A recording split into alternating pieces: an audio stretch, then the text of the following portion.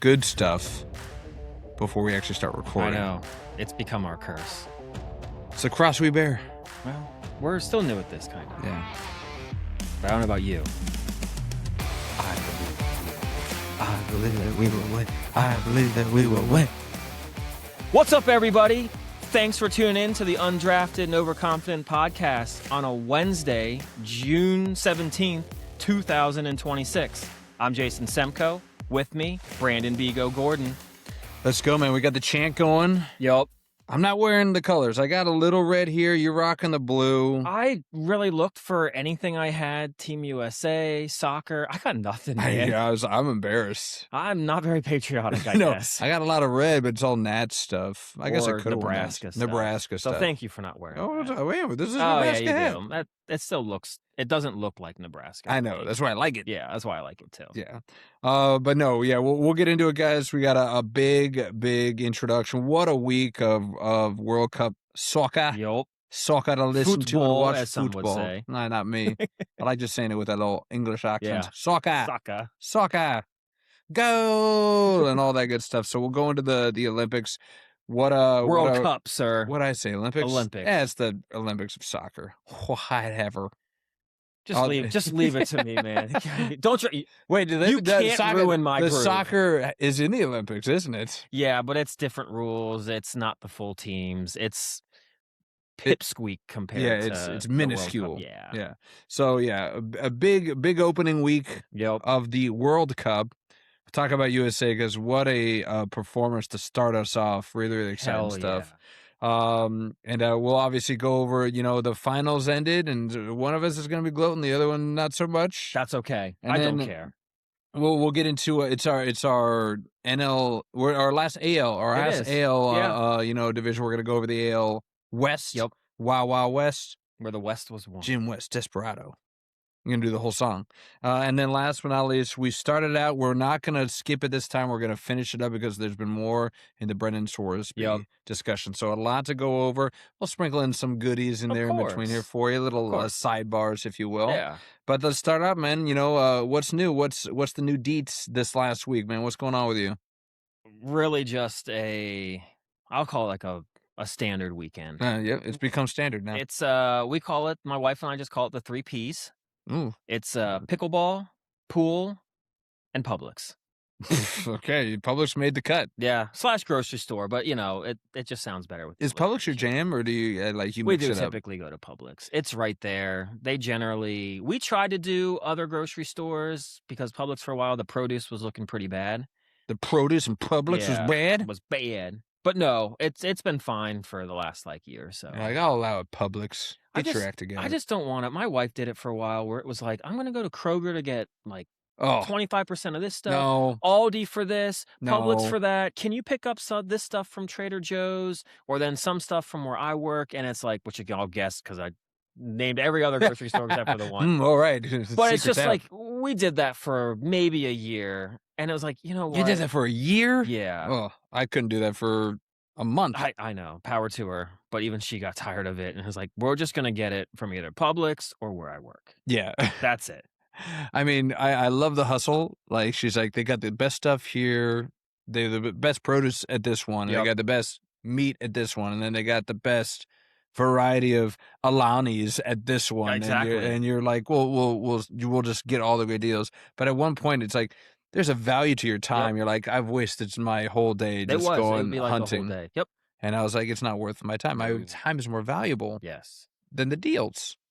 Yeah, Publix is, I don't know what it is about a Publix, though. It's a nice grocery. It feels nice going in there. Yeah. I don't know if it's the lights, high ceilings.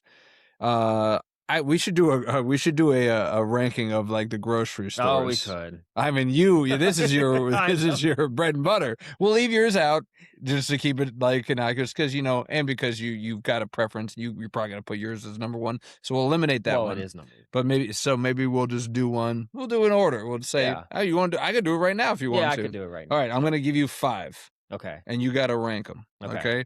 In no discernible order. We'll start with Publix. You put Publix. Yep. Let's go Kroger. Oh, yeah. Let's go. You got to do Wegmans. We'll do Wegmans. Where's a Wegmans around here? It's like 20 minutes away, Midlothian All Turnpike. right, I'll give you Wegmans.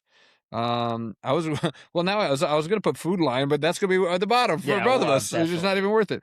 Let's do Trader You got Joe's. Trader Joe's. Trader Joe's. And what do you want to do as the fifth one? I mean, you could do Walmart. You want to do Walmart? Sure. I don't want to do Walmart. What's another one? There's a Harris Teeter. How about Aldi? Aldi, yeah. Yeah, let's do Aldi. The Teet's good, but I haven't seen a Teet around here. There is one up in Short Pump. All right, there's an Aldi right I out know, here. there is, So let's yeah. do that. All right, so you got Publix, Kroger, Wegmans, Trader Joe's, Aldi. Yeah. Let's go 5-1. Which one's your 5 on that list? 5 is probably going to be Aldi. Okay. I don't trust their meat. Don't trust their chicken. We went there. You sound for like bacon and half the butter. girls I dated, in college. I don't trust that meat. No, that meat is bad. It is very bad. I probably would then go Kroger. Kroger's 4. Okay. Yeah. Why are you giving Kroger such a low marks? Oh, produce is not great. The employees in there, you can see all their underwear. The pants are down to their knees, basically. Looking like a fool's pants on the ground. Yeah, it's not pretty. Okay. I don't know. It's just very generic. They don't really have anything, I think, that's different or wows you. Okay. They don't do any of the sampling or anything. Okay, It's just very boxy. Okay. Don't put Semco in a box. Don't put baby. Don't put Semco in a box. Okay, so we got Aldi, got Kroger. Who you got as the 3 spot? I'd probably put Publix. Publix at 3. Yeah, Publix is great. Publix has, they sample now. Their own brand stuff is really good. They generally come out with like some good seasonal stuff. Okay. Produce is good. Mm-hmm. I'll give it that. But yeah, that's 3. Okay. It's a close third. Close third. All right, now we're getting down to the dead heat. You got Wegmans and Trader Joe's. So why don't you give me the 1, and then we'll get the 2 by. The 1 is Wegmans. 1 is Wegmans. See, I knew you threw it in there for some reason. Wegmans has everything. Yeah, Wegmans has everything. It's something for everybody. For everybody. If only we had that. It's like Chinatown. Yes. No, I mean you can go in there and get yourself some lunch. They'll have like seasonal produce all year round. Now sometimes it's not good, but we like white sweet potatoes. Okay. And so sometimes we'll get them. I didn't even know those things existed. White so sweet good. potatoes. Yeah. And you know what the best part is? What? I'm gonna feel kind of bougie. They are more expensive, but of course. Yours are Wegmans. Everything's more expensive. So we're generally really good people, my wife and I. We do things a lot by the book. I'd like to see how this goes. You're generally good people. Because white sweet potatoes look a lot like regular sweet potatoes, but the price difference could be like $3. And so we'll get white sweet potatoes and we'll kind of try to find like the newest looking cashier up there. Put the potatoes up there. Sneaky bastards. If they ask us what it is, we will tell them white sweet potatoes. But I'd say like 8 out of 10 times, they just put regular sweet potatoes and send it on down. That sounds like something you need to go to confession for. It's like, I pay for the sweet potatoes when I actually get white sweet potatoes. We do feel a little bit bad after, but they are good. But yeah, sometimes when they're off season, they're not great. So does Wegmans have it's been a while since I've been to Wegmans. Okay. Do they have a self-checkout? Do they do self-checkouts? They do. But you feel even more guilty if you put just regular sweet potatoes. Yes. You have plausible deniability. Correct. Where you're like, I didn't put that. They put that. I didn't put it Pretend as like sweet I didn't potatoes. even look that they. I told you what it was. It's your fault. You put it as wrong. It's so bad because my wife and I, like when they're about to ring it up, we're both probably looking at the screen. Just no poker face. No, and then when they do put in just like sweet potato, we like look at each other and like chuckle a little bit. You're like, probably. high five. Yeah, right. We're so obvious. I mean, I do that on the self-checkout, but when I definitely got the thing out of the organic, and I'm like, this isn't organic. Yeah. I don't care. I was like, but that's more out of just malaise. I'm just like, I'm just moving fast. You got to type it in. I know. Unless I get the OFC, and I'm just like, I'm putting carrots. And they're like, organic carrots? Or I was like, just carrots. It's carrots. Technically, it's organic, but it's still carrots. When I worked at Harris Teeter briefly up at the front end, where you had to monitor the self-checkout. Man, let me tell you, I mean, men are the worst. We're the worst. They would try to, so many times, they would just type in like a jalapeno, which is like 30 cents a pound for like their salad bar stuff. Oh, really? And it'd just be like, Sir, Come on. I think you put the wrong code in. That's not a jalapeno. Oh, I think that you did that by And accident. they never buy it after they get called out for it. But it's so funny because you can see this 4 different screens like pop up. And so whenever they have something to weigh, you kind of keep an eye out. And it's like, oh, banana. Oh, jalapeno. Really? Oh, interesting. Excuse me, sir. That's the wrong code. I Yeah. think you meant to type in this one. And it's like a $25 salad. And they're They're like, oh, I didn't know it'd be this much. I don't want it now. Of course. Of course. How many? You're probably one of the few people that actually called him on that crap. Like everybody else is just like, It's changed a lot. That was like 10 to 15 years ago when it was you really sat there and monitored it. Yeah. Now it's so much more lax. And it was done by weight, so a lot of times it was never right. So things Yeah. were always going like little alarm bells like you got to go help here. So Yeah. you really had to focus more. Now it's just kind of like just get whatever you want. I don't care. I don't Get care. out of Yeah, it's here. like it's built into the cost. Yeah. But like they're just like, we just know people are gonna hustle. But I every couldn't now and help then. but just call people out Oh because yeah. Well, I was like jalapeno, like do an apple. That's Simcoe typical. You're like not getting anything past me. Nope. Nothing gets past J Bear. I'm gonna call you on it, and I'm gonna embarrass you in front of everybody. I know. Excuse me, price check on jalapeno that looks like a salad. And it's like, oh man, I'll put it away. Jesus Christ. I don't have much of a difference there. I'd probably say, yeah, Aldi, I don't know. Again, it's just I go to a store, I want to look and feel clean. And when I go to an Aldi, it doesn't always feel clean. Nope. I'm like, I don't know if it's the lighting or it's the floors. There's literally no music in there. Maybe that's what it They're is. cost saving because they don't want to pay the $30 a month for Muzak. Is Aldi the music? Is Aldi the one that's owned by is it Germans or is that Lidl or is it both? No, it's Trader Joe's, Lidl, and Aldi. Lidl and Aldi, all by the same Albertson family. The Germans Something like that. Yeah. Efficient, very utilitarian. They know how to run a grocery store. We run a grocery store efficiently. So yeah, Aldi would be 5. I go to Kroger all the time. I'll put Trader Joe's at 4. How dare you? Just to smite you. All the cool stuff like the unexpected cheddar. Come on, man. Yeah, I don't need all the foofy weird stuff. Just I came for a gallon of milk. It's like, do you want raw organic from an endangered cow milk? No, I don't want. I just want milk. I don't want endangered cow milk. Thank you very much. You don't want like your pecan sandies dipped in like a jalapeno truffle sauce or something like that? No. It's like I came for M&Ms. What the heck is this? Oh, we don't have M&Ms. Only good.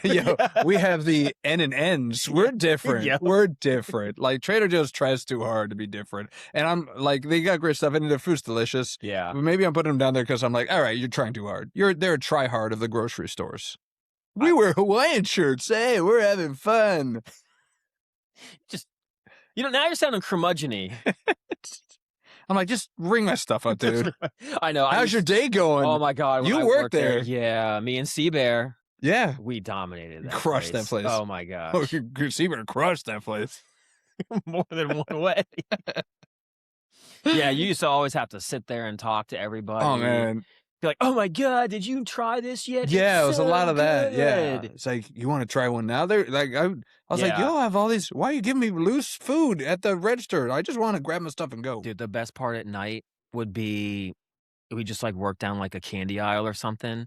And all of a sudden, I don't know, every night it just seemed like 3 of the most popular candies. This bag's open. Oops, I guess we got to like eat it while it's open. Yeah, don't want it to go bad. That's wasteful. I ate probably like the sweet and spicy buffalo jerky every single night. And as long as you just scanned it out as shrink, spoilage. Is that what it's called? Shrink? Yeah. Yeah. You were good to go. Shrinkage. Managers didn't care as long as you just scanned it out. Yeah.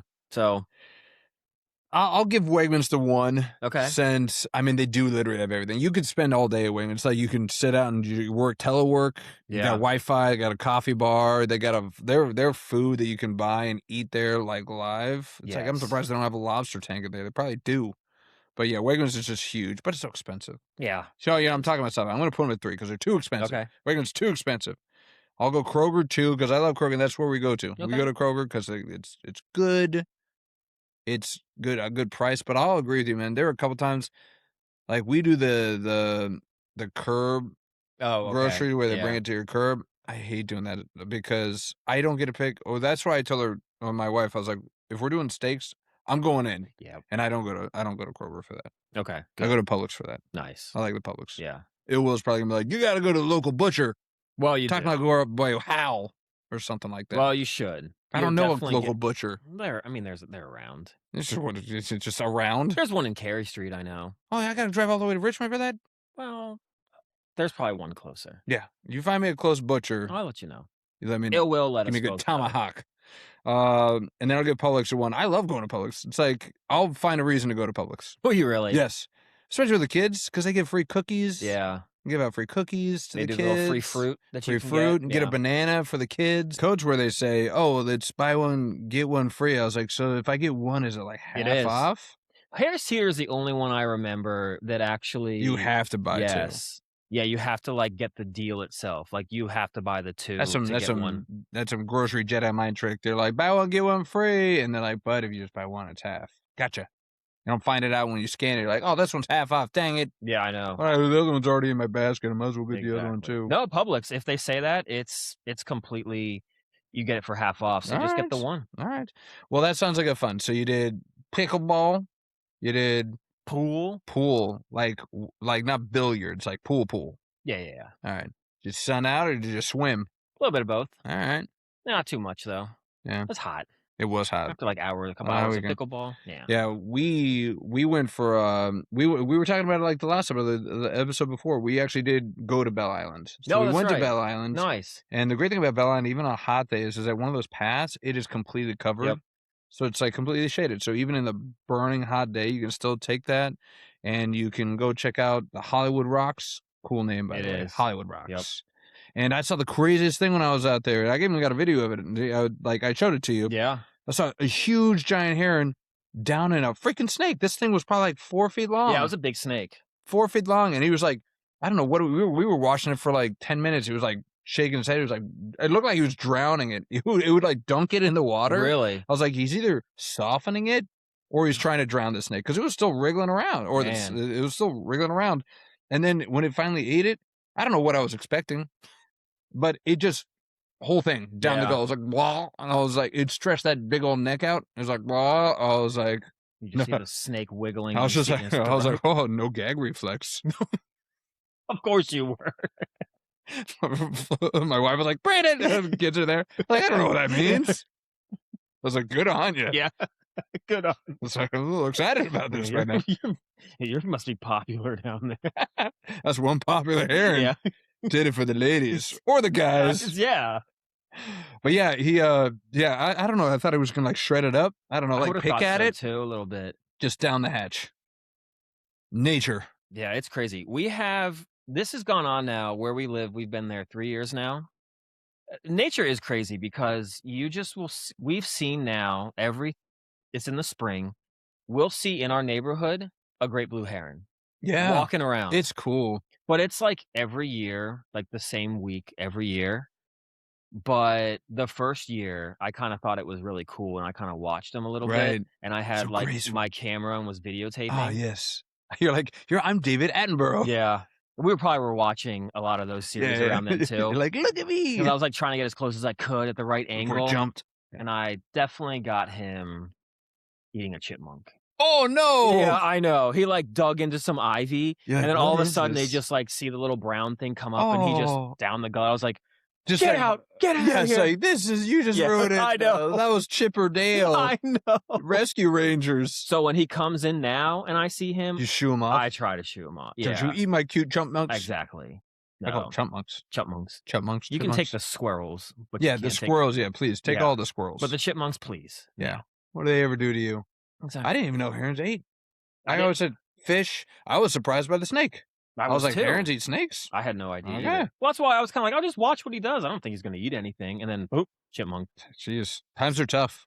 That's what I was thinking. I was like, this must be why you're over here and not by the water. Like, the water must be low. You got kicked out. All those kids were fishing in the reservoir. Take all the fish out. I know. Did they put fish in the reservoir? Did they, like, farm them? I think they started. Yeah. They have to, right? Yeah. There's some big fish in there. Yeah? Yeah. I have no idea. But yeah, we got to see nature at its best, fighting it out in real time, just like in nature.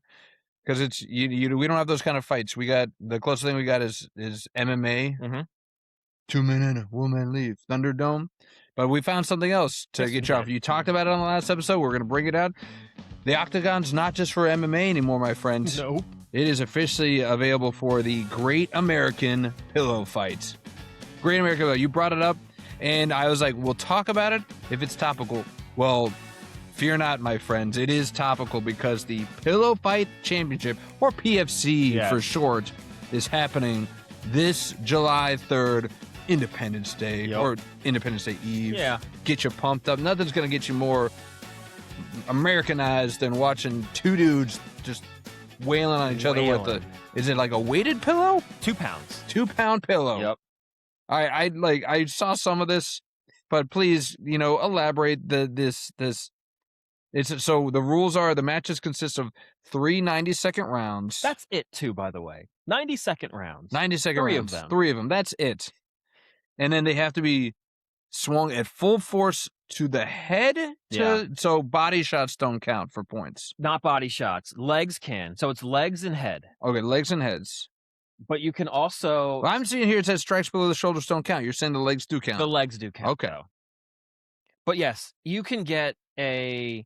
I mean, first of all, I can't believe that this is real. Yeah, these are patent pending combat pillows. They're called combat pillows.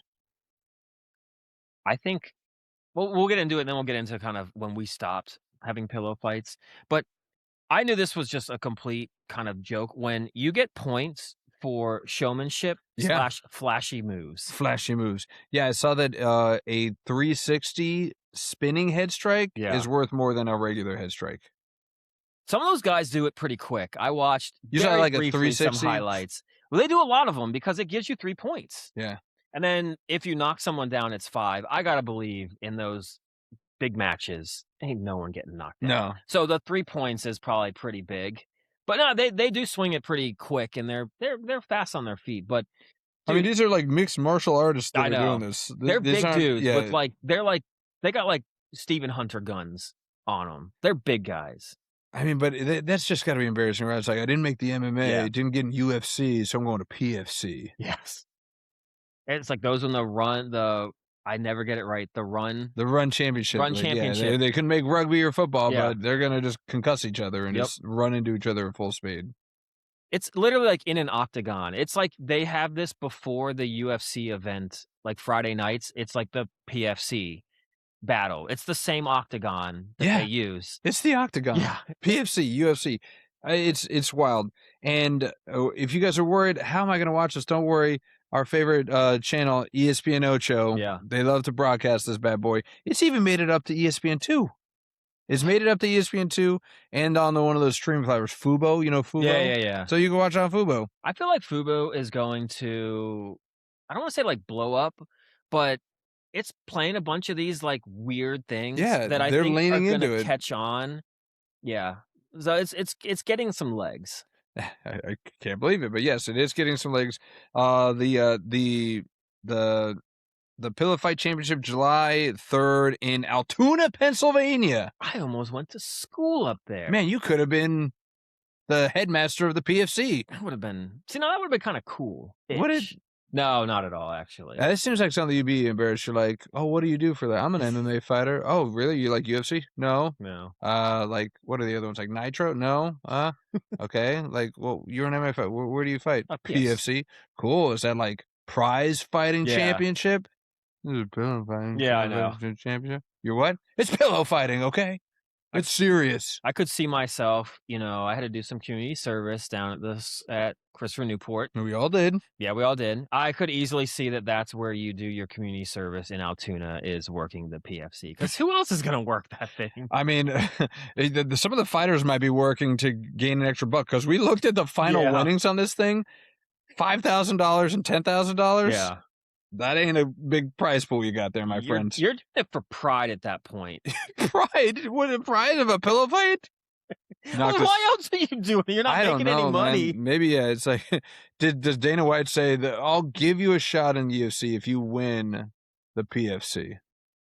Like, you'll get at least on the lowest card of one of our If events. You're a UFC fighter and you've got to fight a guy that came from the PFC, you really better not lose because no one in that organization will take you seriously. Well, that's what I'm saying about these people. Is anybody going to take them seriously? Is this isn't like a stepping stone like league? To what? Yes. It can't be. But they're MMA.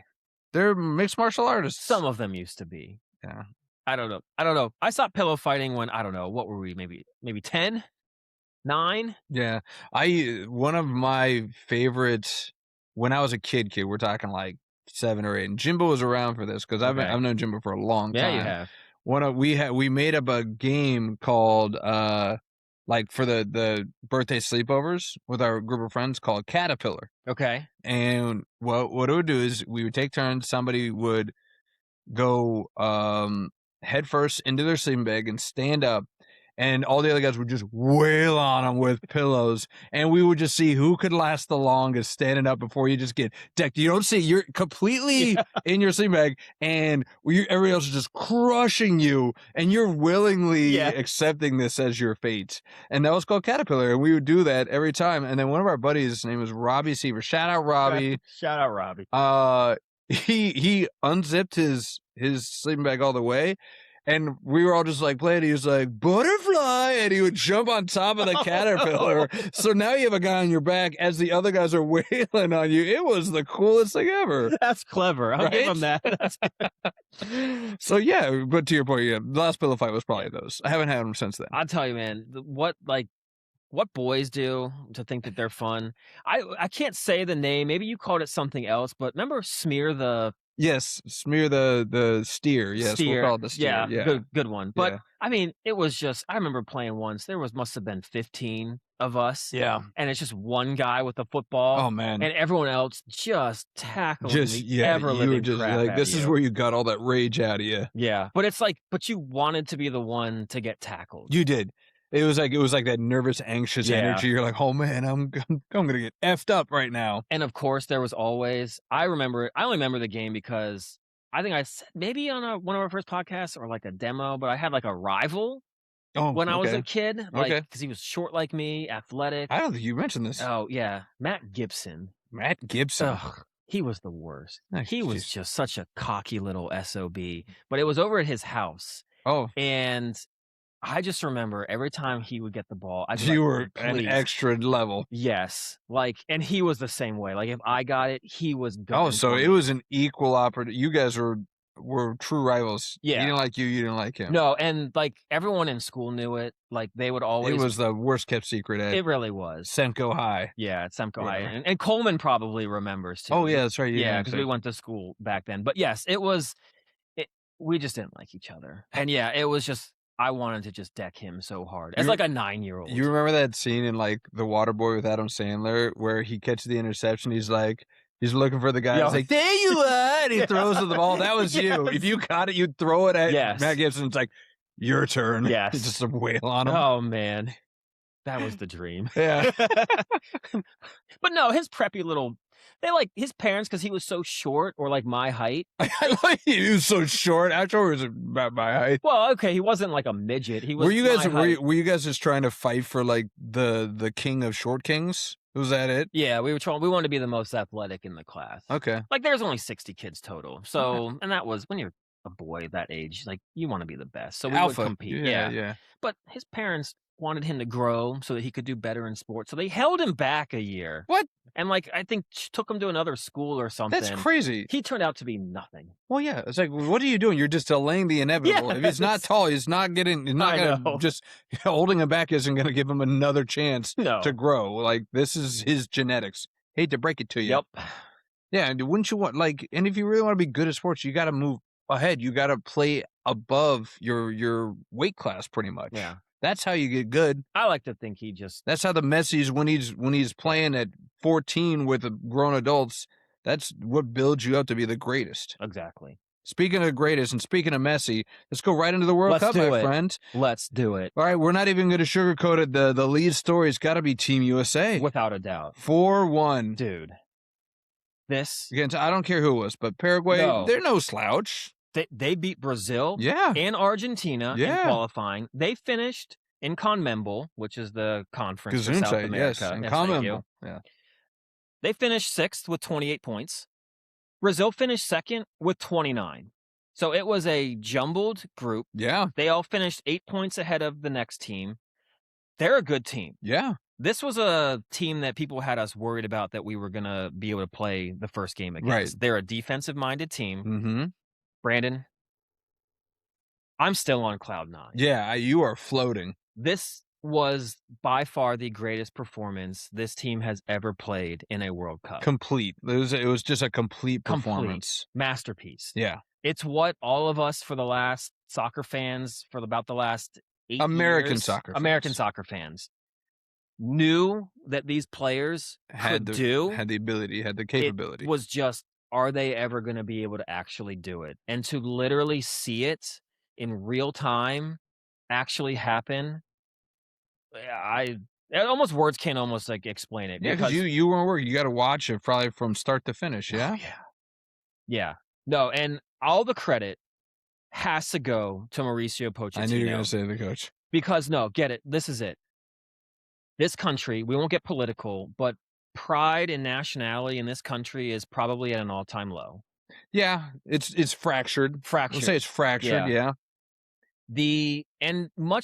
I probably agree, but a lot of critics have said that these players on this men's national team don't quite have the pride, don't seem to have the fight that other players from other countries would have. And I think some of that criticism is right. So Mauricio Pochettino, plus knowing that in the last World Cup, we played 4 games, we scored 3 goals. The gameplay was not great. No. It was hard to watch. You didn't really look forward to the next game. You went in it very pessimistic. This is why you get a coach like a Mauricio Pochettino that's coached in Europe, because Europe, you remember the Super League that they tried to create years ago? Yeah, a little bit, yeah. The fans literally are the ones that put the kibosh. The fans in soccer have a lot more impact than you think. Yeah, absolutely. It kind of reminds you of, like, remember Nick Saban at Alabama? When even if he won by like 28 points against like an ACC team, they'd be like, why didn't you win by more? The expectation isn't that you win, it's how you win and how you play. That's how you get the fans. So Pochettino took all of that I just said and said, boys, we need to go out, win the crowd, win the fan base, and get people excited. Yeah, I think mission accomplished. 3-0 in the first half. Mission accomplished. Yeah. Yeah. So what from that game, this is the only game we're really gonna delve a little bit deep into, right? But I don't know what was your thing that you were most excited to see. Was it Balogun hitting 2 in? I'll even say 3 because he scored the one he was offside on. Yeah, too. That's true. Well, dude, I want to take one thing back that I said on our chat, because there is one other player. When Balogun hit that thing upper 90, I said he's the only American that would do that. Clint Dempsey would have done that too. Okay. So I don't want to make it seem like these guys are better than everyone else back then. But dude, that's a confident guy that we've never had before. No. Everyone gets like a 10 out of 10. Yeah. But it was their shape. It was the way that they moved together, like the pressing. Every time Paraguay tried to get out, boom, there was somebody right on a Paraguayan guy, not letting him turn, not letting him control the ball. And then they made the right passes, they made the right plays. Christian Pulisic is just, that guy's a monster. When Zlatan Ibrahimovic is even just sitting there calling him Captain America, he's hard to impress. I mean, he thinks he's God's gift to the world. Yes. I'm Captain America. Yeah, he thinks he's Captain World. But yeah, for him to constantly go out there and be like, you need to get this guy the ball because he's a magician. Mm-hmm. Who else on Team USA ever could split 2 defenders like he did, take guys on one-on-one, and just cause havoc? Yeah. I mean, he's the catalyst, right? Yeah. Of everything that kind of, well, not everything, but how we had that kind of, start in that game. Are you worried at all about the injury? We're talking about a left calf injury that he's nursing right now. You a little worried? I'm very worried. Oh, very worried. Well, okay. Because it's just, he's injury prone to begin with. Yeah. So it's like if he comes out against Australia, does he hurt it even more? Take more time out? Is he going to be as effective? Do they got to take him out again and then we don't get a 3-0 lead? Because you saw when, no offense to Sebastian Berhalter, but he looked lost out there. Yeah. And so it's like, that's what we're going to replace, is maybe with him. No, we got to have a full healthy Christian out there, or get up 3-0 at half and take him out again. There you go. Yeah. Yeah, just kind of rest him and, just like measure his time, just, load manage. Uh, Load manage. Pulisic, huh? Yeah, your favorite. I hate it, but I mean, I You was gotta glad he keep got him. pulled out at Yeah. 3-0 because I mean, the Paraguayans were just hacking and whacking in Yeah, that second half.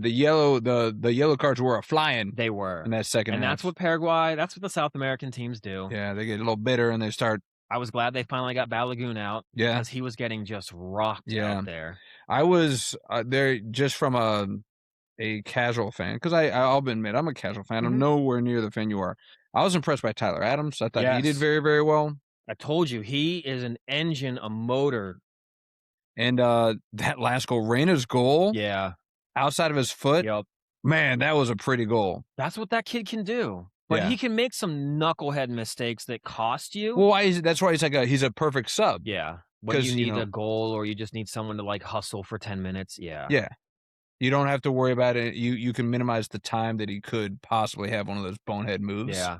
And just take him for his sheer energetic self. Yep. Right? Any other guys that really kind of jumped out at you on the team? Serginho Dest. I thought once again, Pochettino, I'd always thought that he could play like a midfield, but I didn't know. I don't see him enough in Europe. But having him be more of a midfielder, more attacking minded, was brilliant.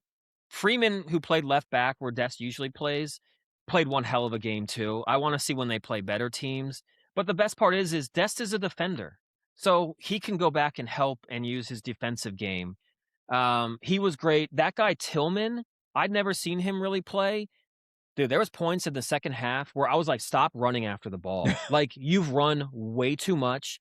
Don't hurt yourself. Don't get yourself tired. I know he's like 21 or 22. He'll be fine. Yeah. But I was like, thank God he was getting taken out because he ran like this was the World Cup final. Yeah. They all did, but he was all over the field. Well, again, with that early lead, the U.S. crowd behind them, they were feeding off of that energy. The way they were chanting, like when we got the ball, like it wasn't like, finally, please do something. It was like, let's see some more like action. Like, we believe in you. Kill him. It's Basically. like, kill him. Yes. Like, But you're probably excited to watch the next game now. I am. That's the first time a casual fan, I think, would ever say that. With the way that they played, because it's ugly watching. I mean, we talk about this. They've never scored 4 goals in a World Cup prior to Friday.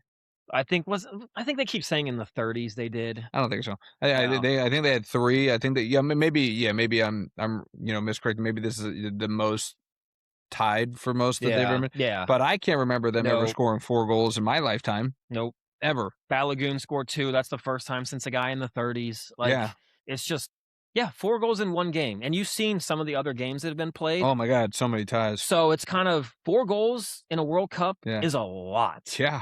So to get against that done, and against any team, and then against a team that's been playing against some of the best in the world, to pull that off, that's a trendsetter. That's a motivational catalyst for them to kind of push forward and really, it's.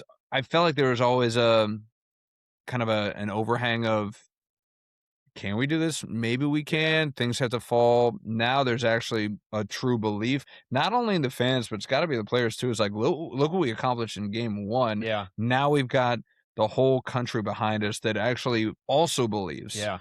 Like the chant, I believe that we will win. It's like, it actually has a little bit more meaning now. It's like, I truly believe that. It's not like I think we can. I think it's not like the little engine that could. No. Right? It's like they actually saying, no, I do believe. I do believe. And it's, so I loved it. Yeah. And I mean, like, I was going to watch every USA game. 1, because, it's USA. And 2, because, like, I was like, that's Semco's team.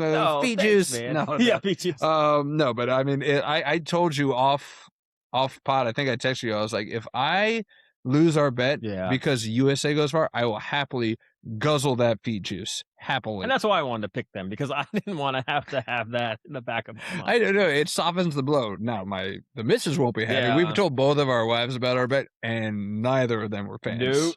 Not one bit. Not one bit. We won't be getting smoochies from them. The loser will not be getting smoochies for a bit. Yeah. That means it was a good bet, though. Yeah, right? Yeah. We're putting it on the line, right?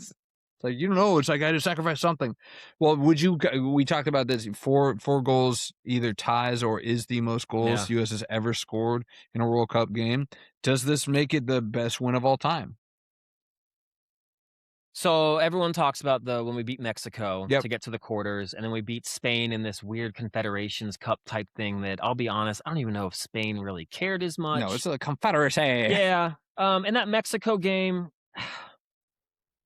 I wish we played somebody else. I equate it to when Penn State was in the college football playoff and we played SMU and Boise State. So does it mean less because it was Mexico? But it's a World Cup game. Mexico! It got them into the quarterfinals. It does mean a little bit less. It's a team that we knew. It doesn't really show it. I don't think it really clearly showed if we were a quarterfinal team. Like, I don't know how they would have done if they had played a France or England.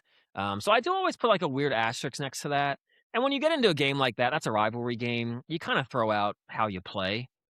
But the way that they played, that's by far the best 45 minutes. The one that we just saw, without a doubt, that's ever been played by U.S. soccer by a mile. Wow. Like, they had absolutely everything going. Purpose. They were just crisp with their passing. Balogun was holding up play, keeping possession. Everyone was making the right runs. Weston McKennie, I loved him because when he makes those random kind of runs down the field and just pulls a defender, they're just not stagnant. They're just not predictable. That's what the Team USA used to be. They were so unpredictable. Paraguay, who was a defensive-minded team, could not keep up with the guys making different runs everywhere. And so, that was, look, if you've been watching World Cup games, almost show me a team that's put together a better half than that out there. France in the second half against Senegal, like there have been, but some of them have been ugly games. Germany against Curacao. Yeah, but still. No, I know, but okay, some of them, Brazil and Morocco, didn't play that well, in their games. So it's just, that was an amazing performance, best ever by Team USA. Yeah, you mentioned the 2002 win over Mexico that got them to the quarterfinals. The only reason that would probably compare is because it's more on the line, got them into the quarterfinals, which is, I think, the farthest they've ever gotten in a World Cup. Yeah. So it's like we hit a milestone that I think we hadn't gotten since like 1930 or something insane. Semifinals in the 30s. So we got to the quarterfinals. Hey, all right. So the distance into the cup, I would say you could argue. And hey, Landon Donovan scored a goal in that game. He did. Our boy Landon. No, but the thing is I don't think anybody thought that team really had a shot at winning. Yeah, so you're saying that this is their best one because this win definitely puts us in, we can arguably be considered a contender to win it all. If played like that, yes. Okay. Like that. That's I feel like that's why you think it's the best one of all time, because it was such a complete game, and the way that we played, it actually gives belief behind this team could realistically, odds aside, could realistically, if they perform the way that they did, have a realistic shot at winning the cup. Yes. Okay. Yes. All right. Heard it here, folks. Yeah. Well, anything else that you expect to see from the rest of the tournament from US? You bullish? I think you said on the last one, you said best case scenario, you said quarterfinal. Are you ready to revise that? Do you think there's another? You're saying now best possible outcome is winning the whole thing. It's still quarters. There's a lot of soccer left to be played. It is. And it's just, there are so many good teams. Yeah. Some have struggled in their first game. Some have not. But, the quarterfinals, being in the final 8, that's pretty big. That is high praise. Yeah. And depending on who they play, could maybe get further. So, but right now, I think it's still the quarters. Okay. So but I think more confidently, like, it's not might depend on who we play. We might luck box into an own goal. It's like we might actually go out there and actually take it to the team and actually beat the team, and not just kind of. I know we won the gold medal in hockey, but Canada just dominated for those last 2 periods, right? And that's kind of, if Team USA wins games in the World Cup, it's kind of the other team dominates and we kind of get like a fluky own Yeah. goal Didn't or that happen? Remember that happened against England? Didn't we get an own? no, but Clint Dempsey shot a left-footed shot that like dribbled That's what it was. and like the goalie like picked up and threw it into the net or something. We tied 1-1. It's like England dominated we just the got whole game. luck boxed into that one. Yeah, absolutely. Yeah. Well, other thing that came to the tournament, again, you kind of led it with, it's like we had some, and of course, 2 of them I picked, 1 of them you picked. Well, I guess 3 because Portugal tied today. Yeah, they did. Some highly touted favorites just, I don't know if they fell on their face, or maybe these teams that they were playing were just like, playing their best. And I mean, that Spain game, like, I mean, they had so many opportunities. They did. So many opportunities, so many shots.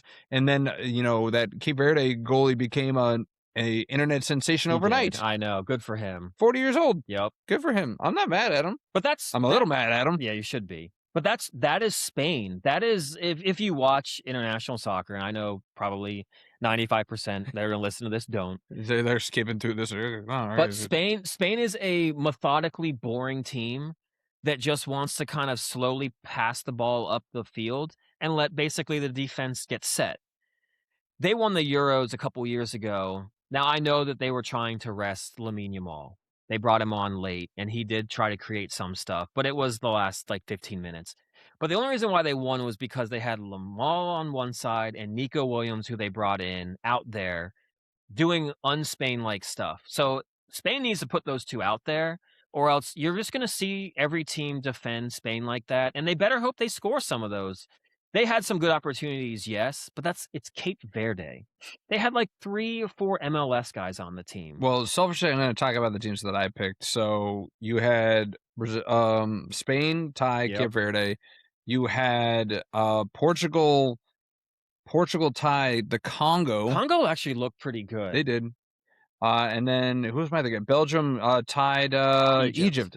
But it's what's that? Salah is on Egypt, right? And they got a guy named Marmouche that's really good. He plays on Manchester City. Yeah, Egypt's not a bad squad either. But that Belgium pick is really going to come back. I know. I'm telling you that. Well, and second, after I was like, why did I pick Norway? It's like Haaland's on there. I love that giant Thor-looking MFer. I should have picked Norway. I know. Well, I picked with my heart, and I've been to Belgium. I know. I was like, I know Belgium. Go, yeah. God, what was her name? The professor that got there, world beer judge. Great. Yeah. Can't remember her name. Doesn't matter. But yeah, the only thing that I have in my saving grace, and I talked about this, is that, there are 3 groups that every single team tied that first round.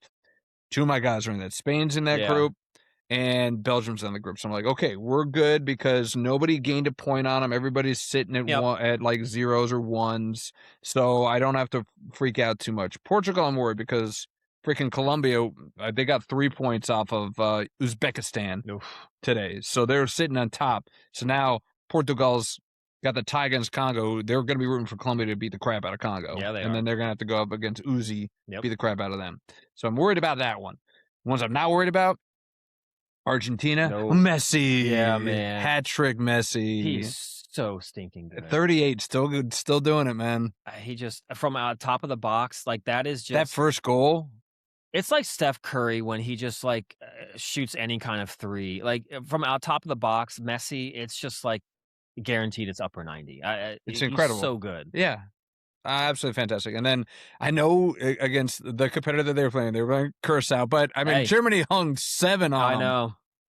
Well, hey, look, Cape Verde held Spain, Congo held Portugal. So they're picking on my teams. Your teams didn't do great. Brazil tied.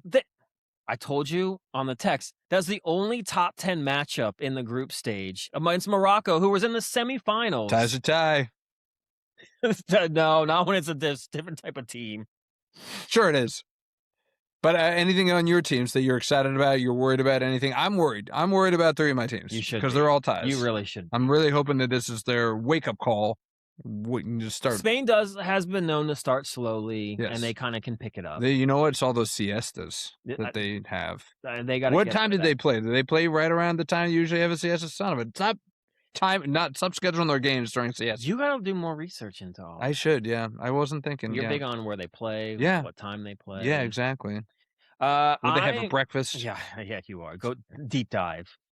I'm not worried about any of my. I'm worried about the Mm-hmm. Netherlands. I told you when I said that, but tied to Japan. We talked about how they were. Yeah, you like Japan Yeah, I like going in. Japan. Yeah, So that was a good game. that was a good game. Yeah, entertaining game. Japan and Croatia are probably two teams, if you wanna Croatia. watch a good game, watch those 2 and whoever they're playing because they're gonna just try to attack, move the ball up the pitch. I was impressed with England. I told you, Thomas Tuchel, Tuchel. he's the John Tortorella. Like, those players would get sick and tired of him if they were with them for, like, a year, but they're not, so they look like they were out there with a purpose. Yeah. They took it to Croatia. Get up by a goal, it still wasn't enough. They kept trying to hunt like a 4th goal, which they finally did get, but they came out, they got offensive firepower, and Tuchel wanted to use that. I thought they looked really good. France, of course, is just France. France. I am a little worried about Brazil. They did not look particularly well. They let an 18-year-old from Morocco kinda dictate the midfield.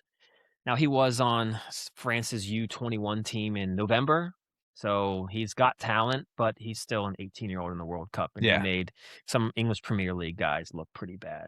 So I'm actually a little worried about Brazil. Hey, good on Scotland in Group C, leading that group right now. Only 1-0. Yeah, Scotland. Scotland. Did you hear that they I. drank the Samuel Adams Oh, really? brewery in Boston dry? That's fantastic. Yeah, That's they so ran out of great. beer. Oh man, just living up to that name. Yep. I love it, man.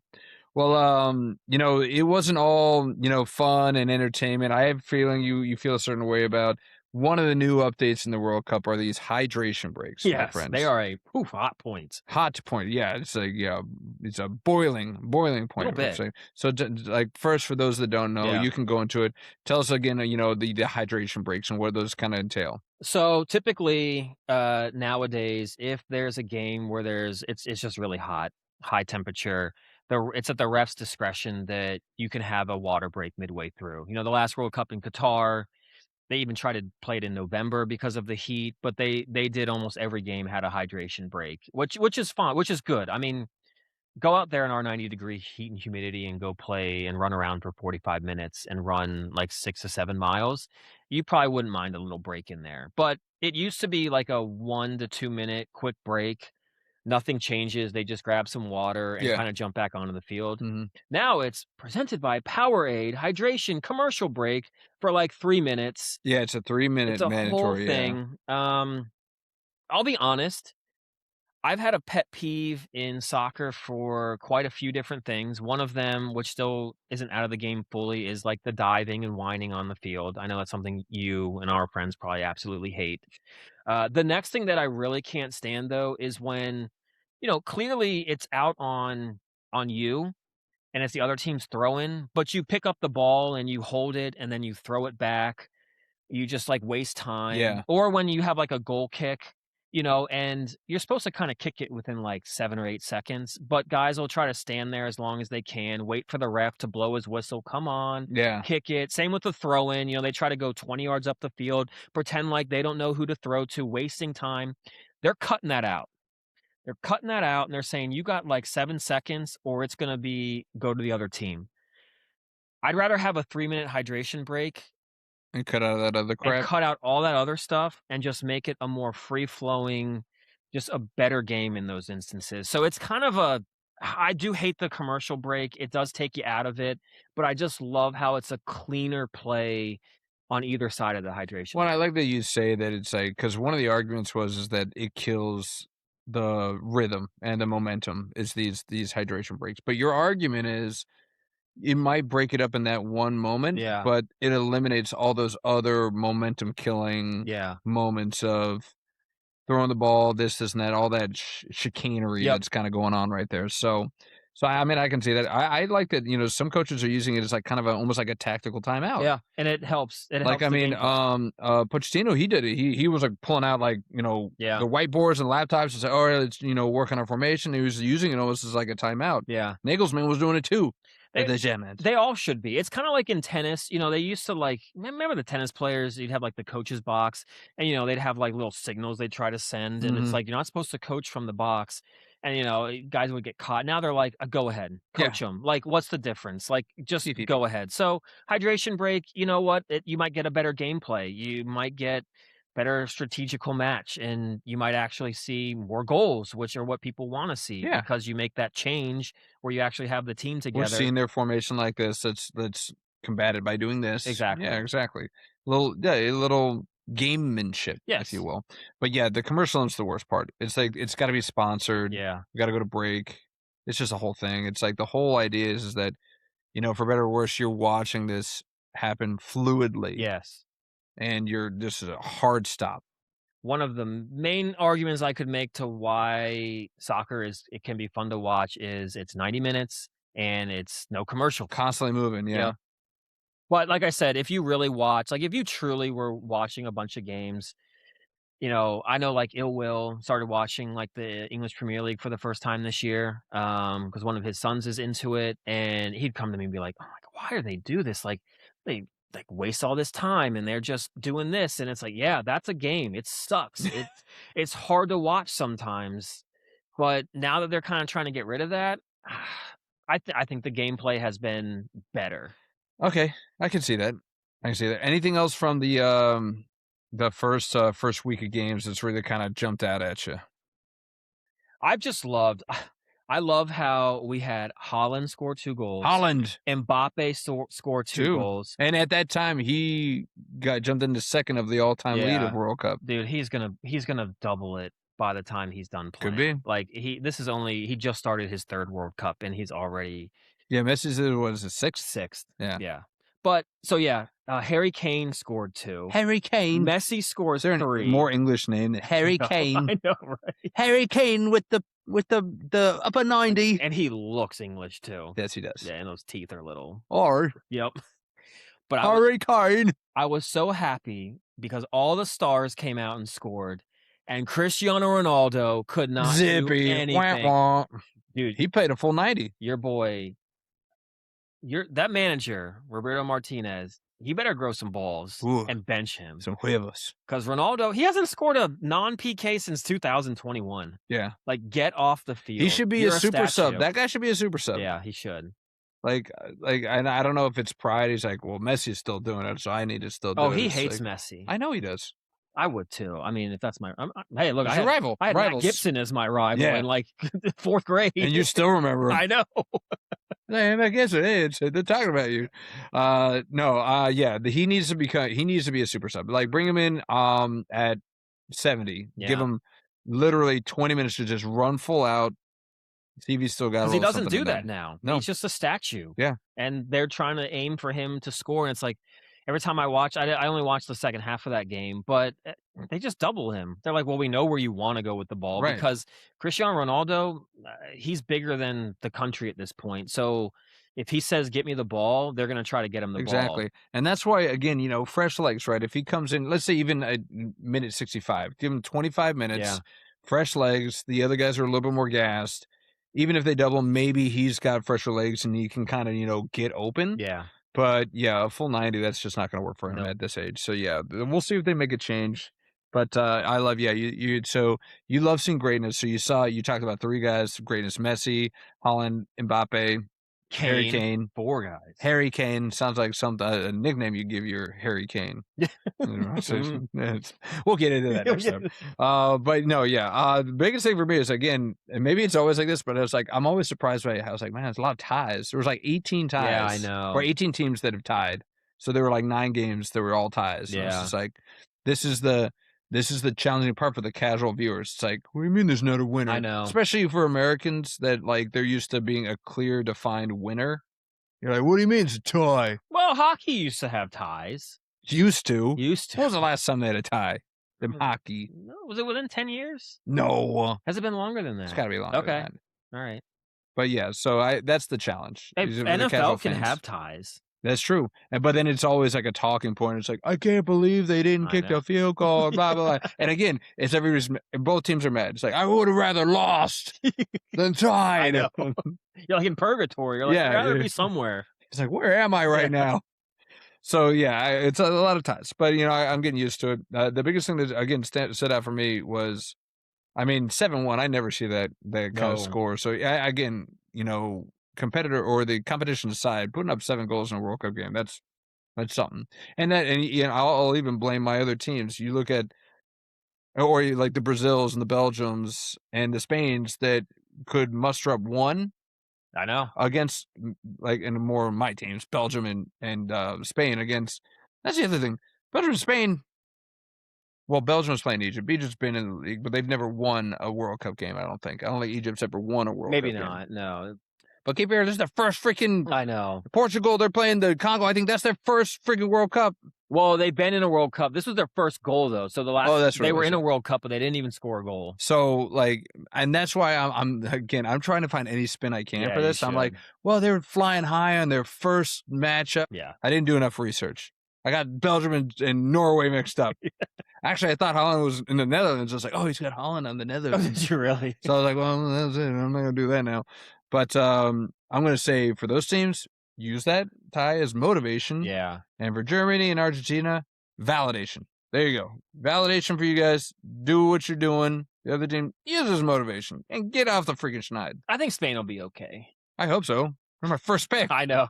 I should have done you. You picked USA 4 when you could have picked them 5. Should have picked Argentina 1. Yeah, you should have. Because it's my boy That's Messi. Right. And then I would have still gotten Spain at 2. And then if they crapped out, I'd be like, they were only my second pick. Yeah.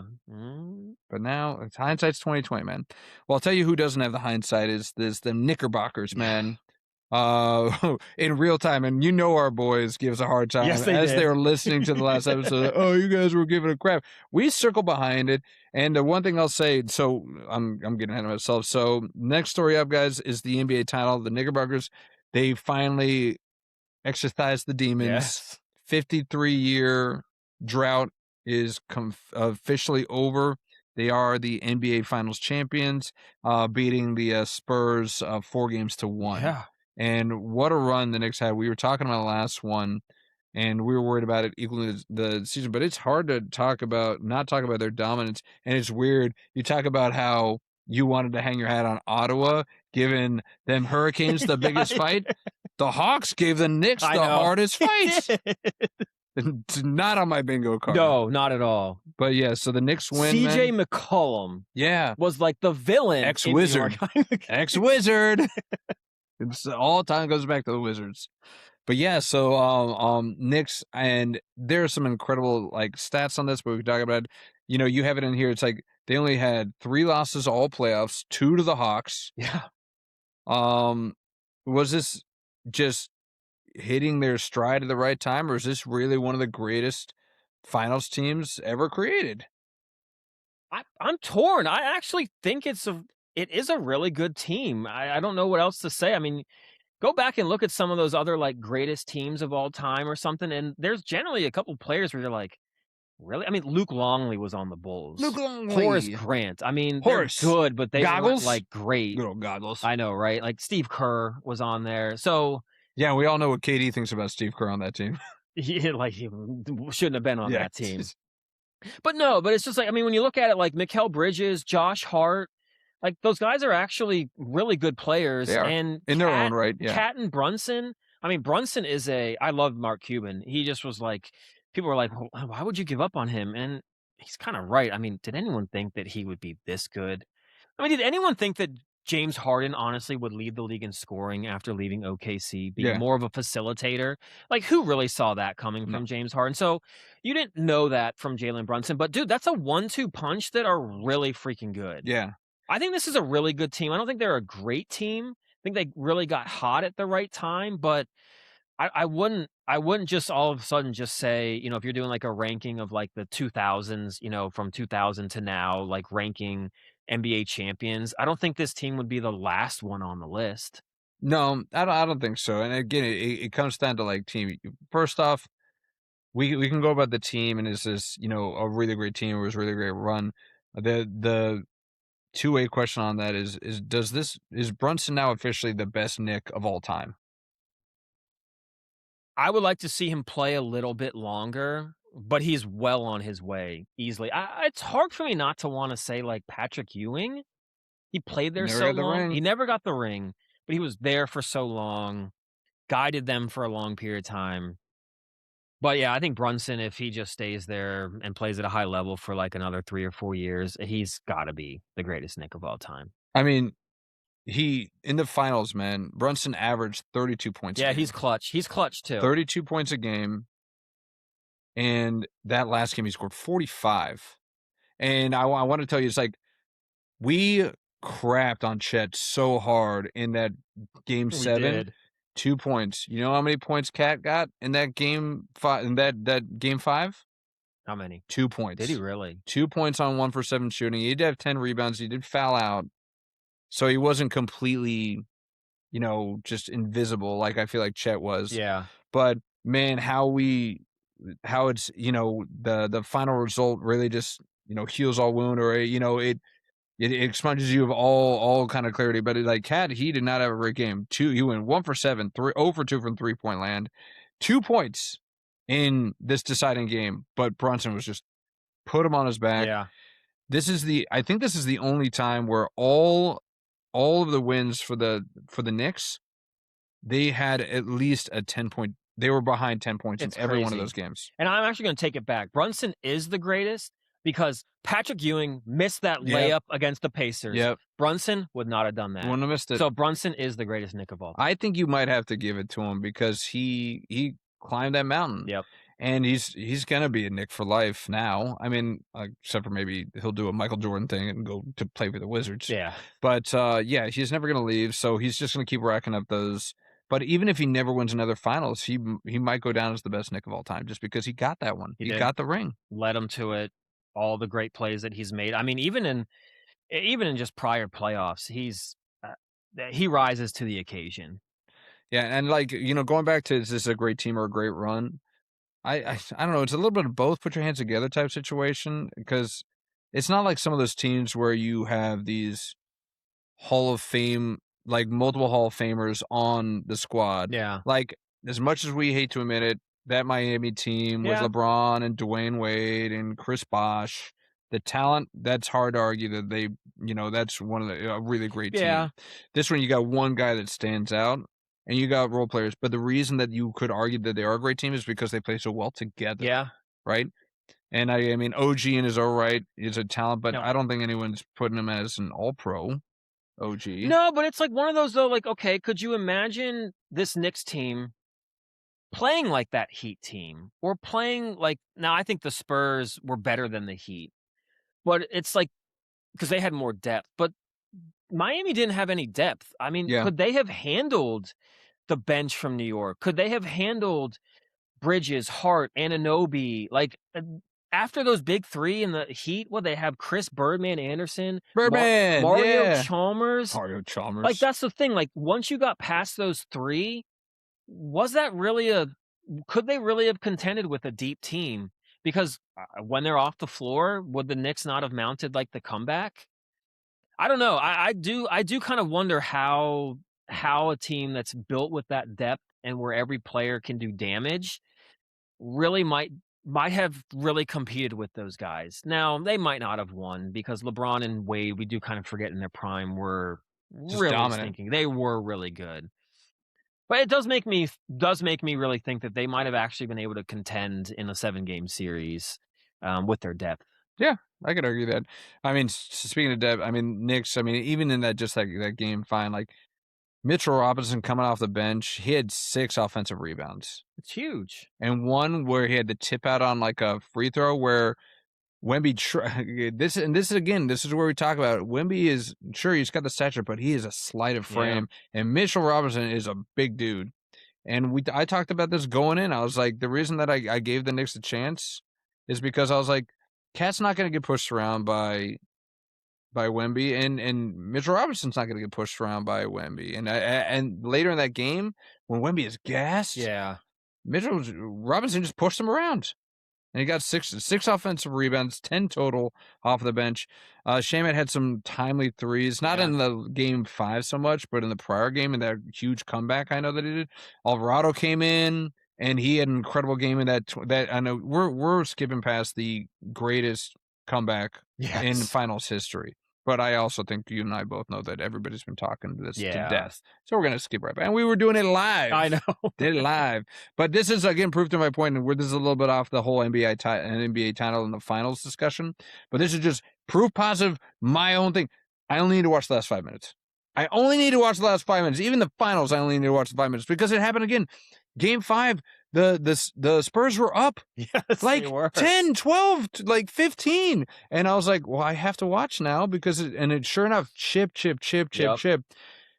And poor De'Aaron Fox, I he's know. going to get just tarred and feathered and kicked out of San Antonio. Yeah. That fourth quarter of that game 5, he just kept throwing up brick after brick.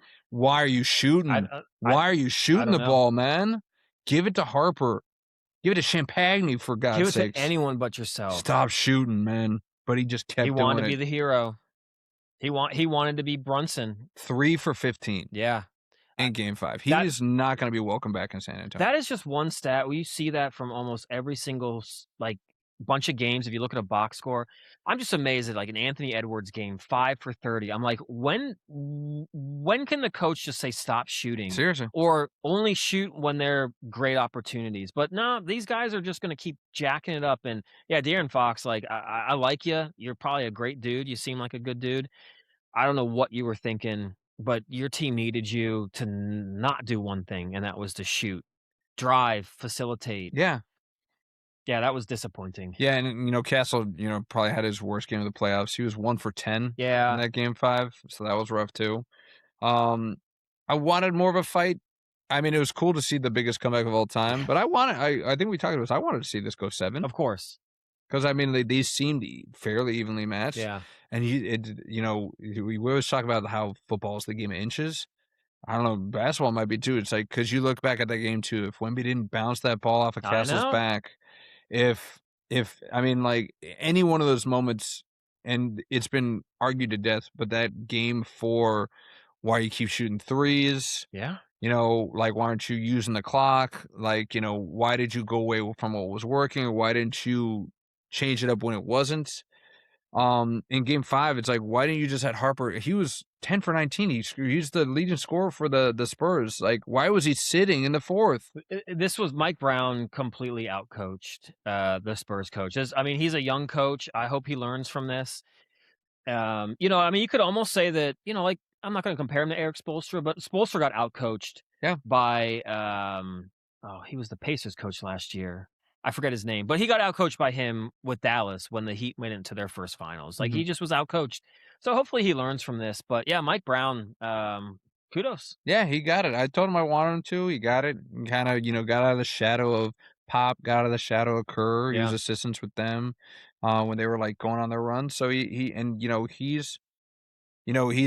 finally, got off and was able to accomplish on his own. He was there with LeBron in Cleveland, wasn't able to get done. So I'm happy for him. I'm happy for Mike Brown. He seems like a nice enough guy. Yeah. So good for Mike Brown. Happy for him. So just as a whole, man, like, what'd you think of the playoffs? I loved it. I think this is how I actually like the Knicks winning, because I think this is how, in my opinion, how you need to build a team, and like how I think the NBA should build their teams. You got your 2 stars.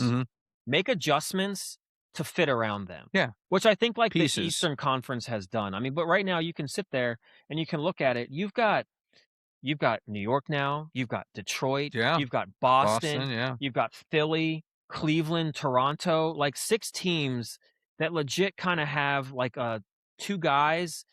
I mean, and you can build around. Yeah, they had to the Knicks got rid of DiVincenzo to bring in some, like, depth. They got a new head coach, but it's like little things like that, rather than the old way of doing things would have been like, oh, Cat and Brunson, you've been together for 4 years now.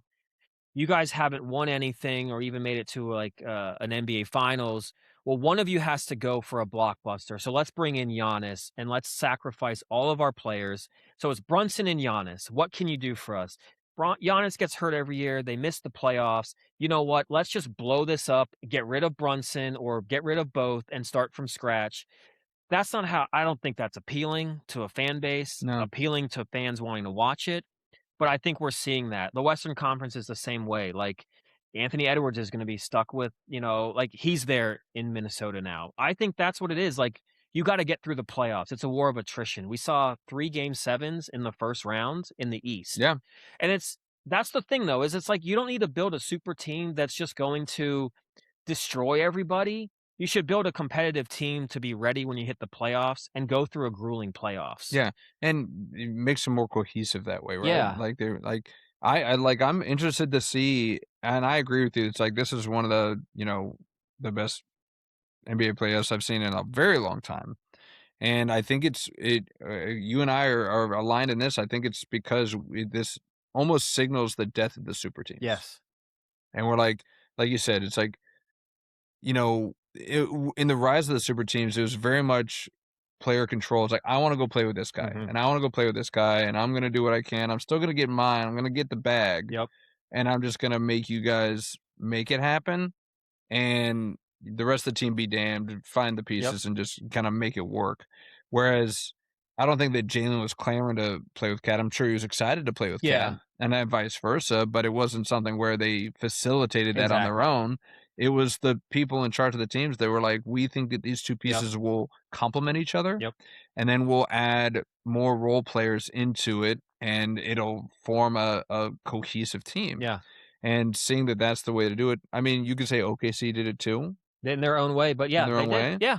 And I mean, the Spurs did it through the draft. I mean, like, I think the Spurs just lucked out on the draft, to be honest. Well, they did. And you could say that the piece that didn't work was De'Aaron Fox, because they thought he would be a good role player, but that didn't work out. So maybe that's the change they make, a minor tweak here or there, and that's all the difference that it takes.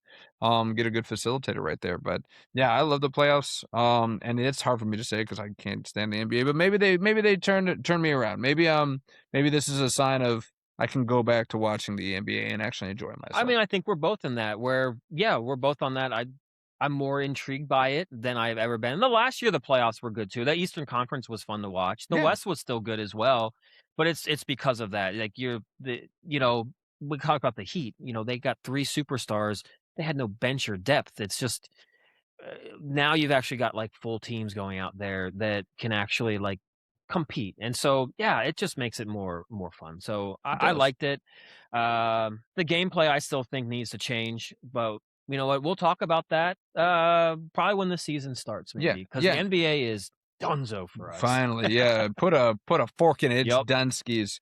But I think we're both in agreement that there's a bit of excitement building for next season. There is to build on this. Yes. But we got to talk about this one little funny thing that came out after the finals that the Knicks owner, Dolan, was talking about. Like, you saw, right? It's like where he apparently went into, and it's a weird it's really creepy when these like 70-year-old old white curmudgeon owners come into a locker room filled with virile young men. And he went in there and he's like, I don't want any of you to have relations with your ladies until we win it all. That's just a weird bit. Yes, it is. It's a weird bit. And you see it every once in a while. It's like, don't control what I'm doing, you weird old man. I don't want you even talking about my sex life. It's weird. Let alone like trying to make me be an incel, like a celibate. Like, like that's just weird. I mean, like I'm not a fan of it, and it just grosses me out to even kind of think of it right there. I mean, he might as well just said, I could just see James Dolan like calling people, and it's like, "Are you doing it right now?" I know. And it's like just destroying the mood. Yeah. And it's like Cat's trying to crush Jordan or whatever her name is, and he's just James Dolan's like, "What are you doing?" It's like, I'm out of it. And it's like nothing can throw you out than that, or if something that is just horribly said while you're having sex. And luckily, we've got a list for you here too, because I apparently it's like I'm on the short list of these sex therapists. Because I keep going on these reports. It's in my algorithm. I don't know what to tell you, but I got a list of the 5 things, the 5 worst things apparently that these sex therapists, they're called sex therapists. So maybe they don't have their MD. Maybe they got their PhD. I don't know. Yeah, I don't know. But 5 worst things to say during sex. So I'm going to give you the 5. Okay. And I'll see if we can do better. Because I looked at this list. I don't know if you looked at this list, and I was not impressed. Okay. I don't know if this would slow me down. Okay. But you tell me. So the first one that they on the list. So again, this was Sex therapists and relationship experts gave the 5 things that they've identified as killing the mood faster than anything else. Whether you're in a long-term relationship, a situationship, or someone you met 2 hours ago. Okay. Number 1 on the list. Are you almost done? I mean, yeah, that'll definitely that definitely would kill it for me. Yeah. Yeah. Are you almost done? Confidence then goes way down, and so does something else. Well, I don't know. It's like maybe I'm embarrassing myself. I don't know if I've ever been asked that because I'm done pretty fast a lot of the times. So I don't know if I've ever been asked that. It's like, are you all of a sudden? Yes, I am. Stop asking. It's like, are we there yet in the car? Oh, there's just some of those, like, when you're like a little intoxicated, and it's just. Oh yeah, you got the whiskey. Yeah. So that been there, man. You've been there. Yeah. Because it just, when you're in that mode, it's just hard to finish. And she's like, this isn't fun for me. Kind of, yeah. Yeah. It's like, I got things to do. All right. Next one up is, why are you breathing so heavily? That wouldn't slow me down. No, not really. Yeah, I don't think that's too bad. No, why are you breathing really. so heavily? Maybe it's because relatively we're in good shape. So maybe it's like if you were a heavier set person. Okay. Yeah, I guess that's like, true. why are you having a heart attack? Do you need your inhaler? Like, what's happening here? Like, think of it from their perspective. Okay. You're a fit guy. You've got good endurance, so you're probably not breathing too heavy. You're probably not. So you can't even put yourselves in those shoes. That's true. That's a good point. Or Okay. those socks. I guess I could imagine that would also kill my confidence if I'm like. Because sex is physical. It says heavy breathing is what happens during physical activity. Yeah. Commenting out in mid-act tells your partner something's wrong with them, than having a normal response. Like, so that's supposed to happen? All right, next up. It's not even what's said. It's just more of a look. It's like a look of disgust. So they say if you're matching eyes, and they got the RBF. You know what the RBF is, right? No. Resting. Oh yeah. Or they're just like, oh, like that. I can see how that would throw you. That really would throw. You're like, I'm just giving it the good stuff. That's why lights out. I don't look at me. I don't want to see you. You don't see me. So I can imagine that you're having a great time. Yes, exactly. Yeah, that would do it. Like, or if they're like in mid sneeze, like, I'm like, whoa, what's happening? Don't sneeze right now. Is that a sneeze or is that the O face? I don't know. I don't know. So yeah, I can understand a look of disgust. I mean, yeah, if you're in something so intimate, and you're right there with somebody, and they're just like, I would rather be anywhere else than here right now, just by the look on their face. That'd be worse than saying, "Are you almost done?" Yeah, that's way worse. Yeah, just like, so you're just there's nothing. And if you got both, oof, it's done. Yeah, just call it. Just move out. Well, of the States. I won't be seeing you anymore, and if I do, it's gonna be awkward. This one I can see hitting hard. Is this your first time? Oh. Especially when it's not. Yep, that would do it. Is this your first time? That would be brutal. And but it's like, who would say that to a person? Like, I feel like when you've gotten to that point, you've gotten, well, maybe not all the times, but hopefully you've built a bond with this person where they wouldn't be so cruel as to say something so unfortunate. That must be literally that you met him 2 hours ago. Right. It has to be. That's not a relationship. Yeah. But it's like, do you know what you're doing? Yeah. It's like, well, I guess obviously you think I don't. Do you know how to drive? Do you know where the key goes? Yeah. Yeah. Why are you in reverse right now? You're supposed to be in drive. I don't know. My first time. So yeah, I can see how they could throw. I guess what would they do then if the person said like, yeah, it is. Like, yes, in fact, it is. He'll be like, oh, okay. Well, in that case, you're actually doing okay. That makes a lot of sense now. Maybe that's that for the people that get that. Just lie and say yes. Yes. Maybe they'll give you some pointers. Yes. Oh, it is. Okay, we'll do this. Yeah. Like try this out. Like, oh, great. Now I'm getting better. It's got to be some healthy conversation. Yeah. All right, and then the last one kind of goes with the heavy breathing. Is like, is this amount of sweat normal? Or it's like, or you're sweating a lot.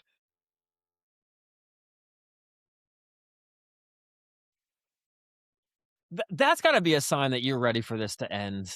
because I couldn't see myself ever saying that if I'm like feel like both parties are enjoying each other. Yeah. So that's kind of like maybe like a nicer way, or maybe not even a nicer way. Especially if you're on top, they're just dripping on you. You're like, that is a lot of fluid coming off of you right now.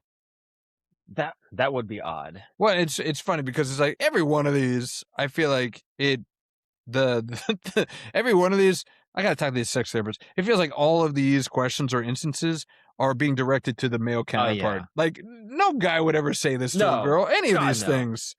Look at discuss why you're having a good old time. No guy is doing that. Like maybe they're just really focused and they're trying to, I don't know, but they're never gonna say breathing heavily to a woman. They're never gonna say, "Are you almost done?" Mostly because we're selfish. We don't care if you're almost done. We don't when I'm done. Yeah. But do you think these are really the 5 worst, or can you give me any more that you think should be on this list? Oh, well, the first one that always just comes to my mind is, I mean, come on, you say the wrong girl's name. Ooh, or guy's name. But that's got to be an immediate mood. I mean, how can that not just ruin the mood? Brandon, that would kill you. If you heard my name at any time in your life. Who's not to say I haven't? Whoa, really? No, okay. I know about this. No, same thing. Yeah, if I heard anybody that I was with intimately say like, that's fresh, and it's weird if you know somebody with that name. Yes. You're like, whoa, like, what, you're thinking about him? That guy? That guy? No way. Only if it was like a one night stand, said the wrong name, would I maybe motor past it? Yeah. You're like, I'm going to ignore that. Yeah, like, whatever. She's probably getting back at her ex. Exactly. Take that. Yeah, that's probably the only reason why I'm here right now. Yeah, take that, Chad. Take that. I'll be Chad. Yeah, that's fine. Yeah. Call me Chad. Okay. It might actually make me do a little bit better. I might be like, wow, I'm not myself. Are we role-playing? I'm Chad? Okay. Stacy. Mine would be like, is it in yet? That's a terrible thing to say.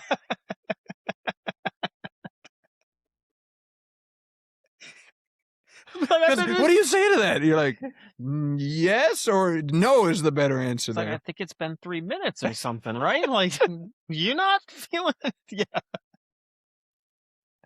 Or the other one is something just like completely innocuous. Like you're going to town. You're like in the zone. Yeah.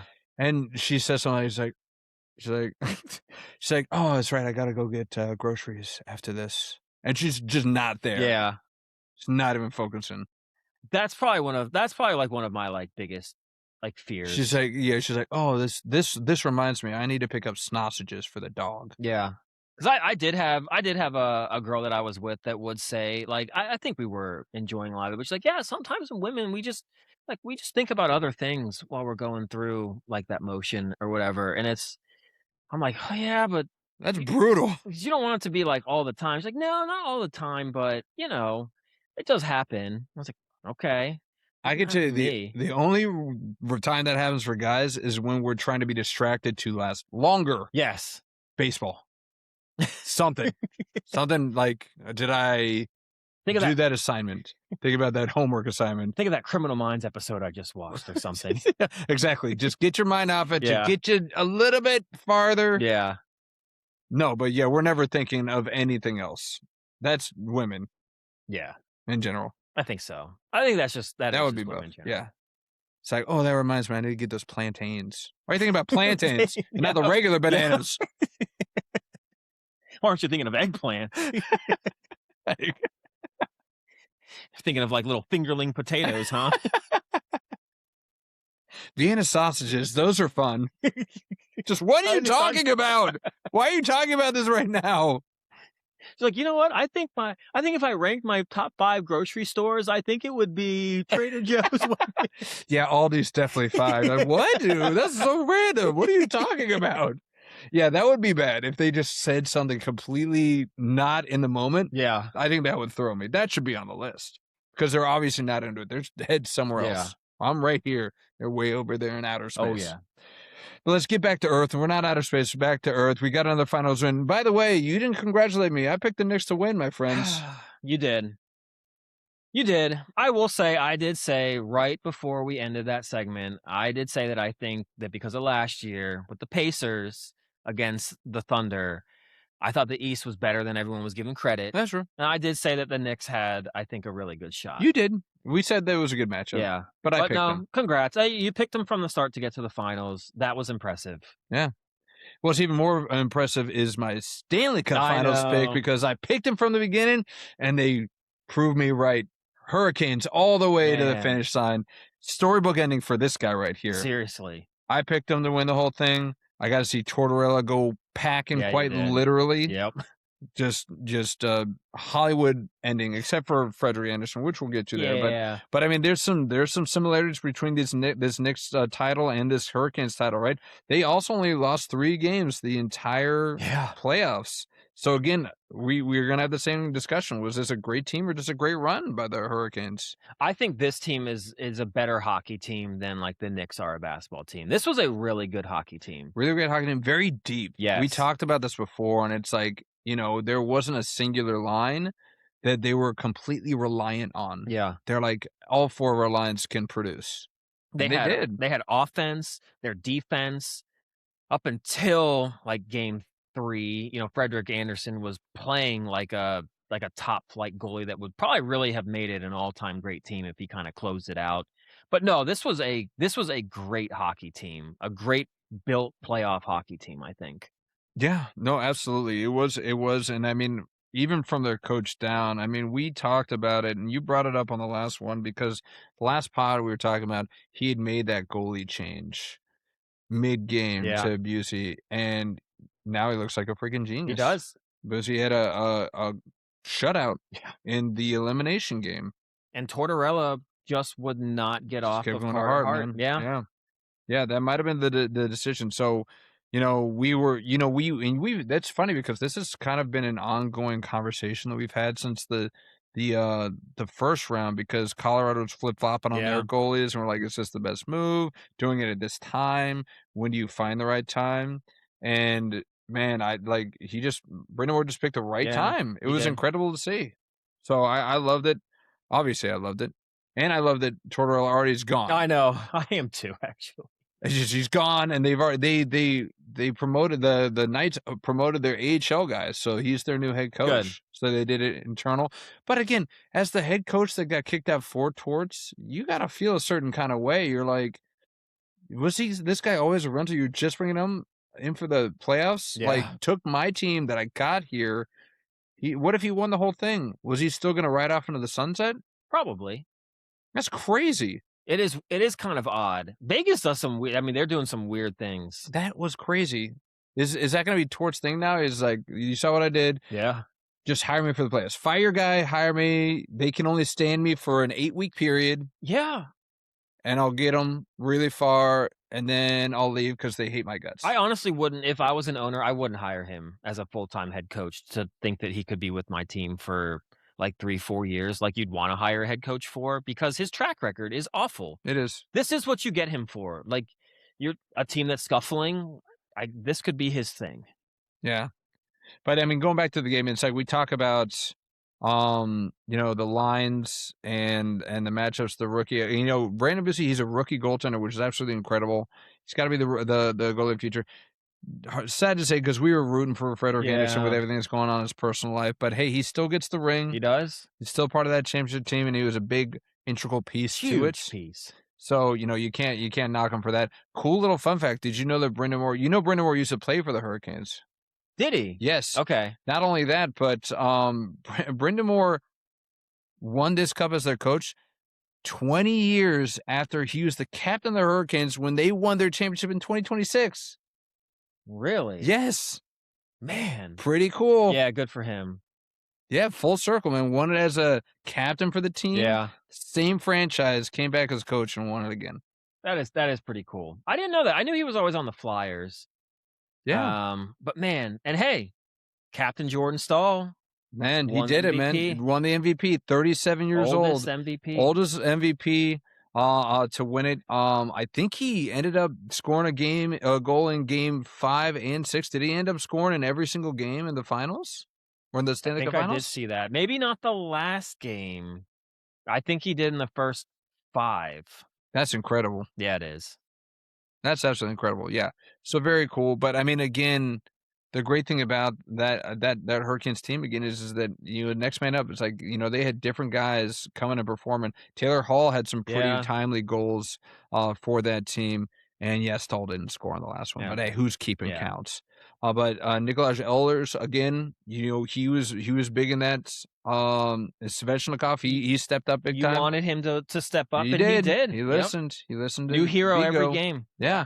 So yeah, this definitely was a great team. I Yeah. don't think there was any argument. And the other thing is that they really kind of leaned into analytics. Like this is the first team that I know of on the hockey side, because you see it in baseball, lesser extent football and basketball, but this team just leaned into analytics, Okay. and it was away from the old guard that a lot of these old fuddy-duddies in hockey. So it might be changing the guard. You might be able to start seeing more, analytical, devices being put into Okay. these teams to try and go big. So, but yeah, another win for Bigos.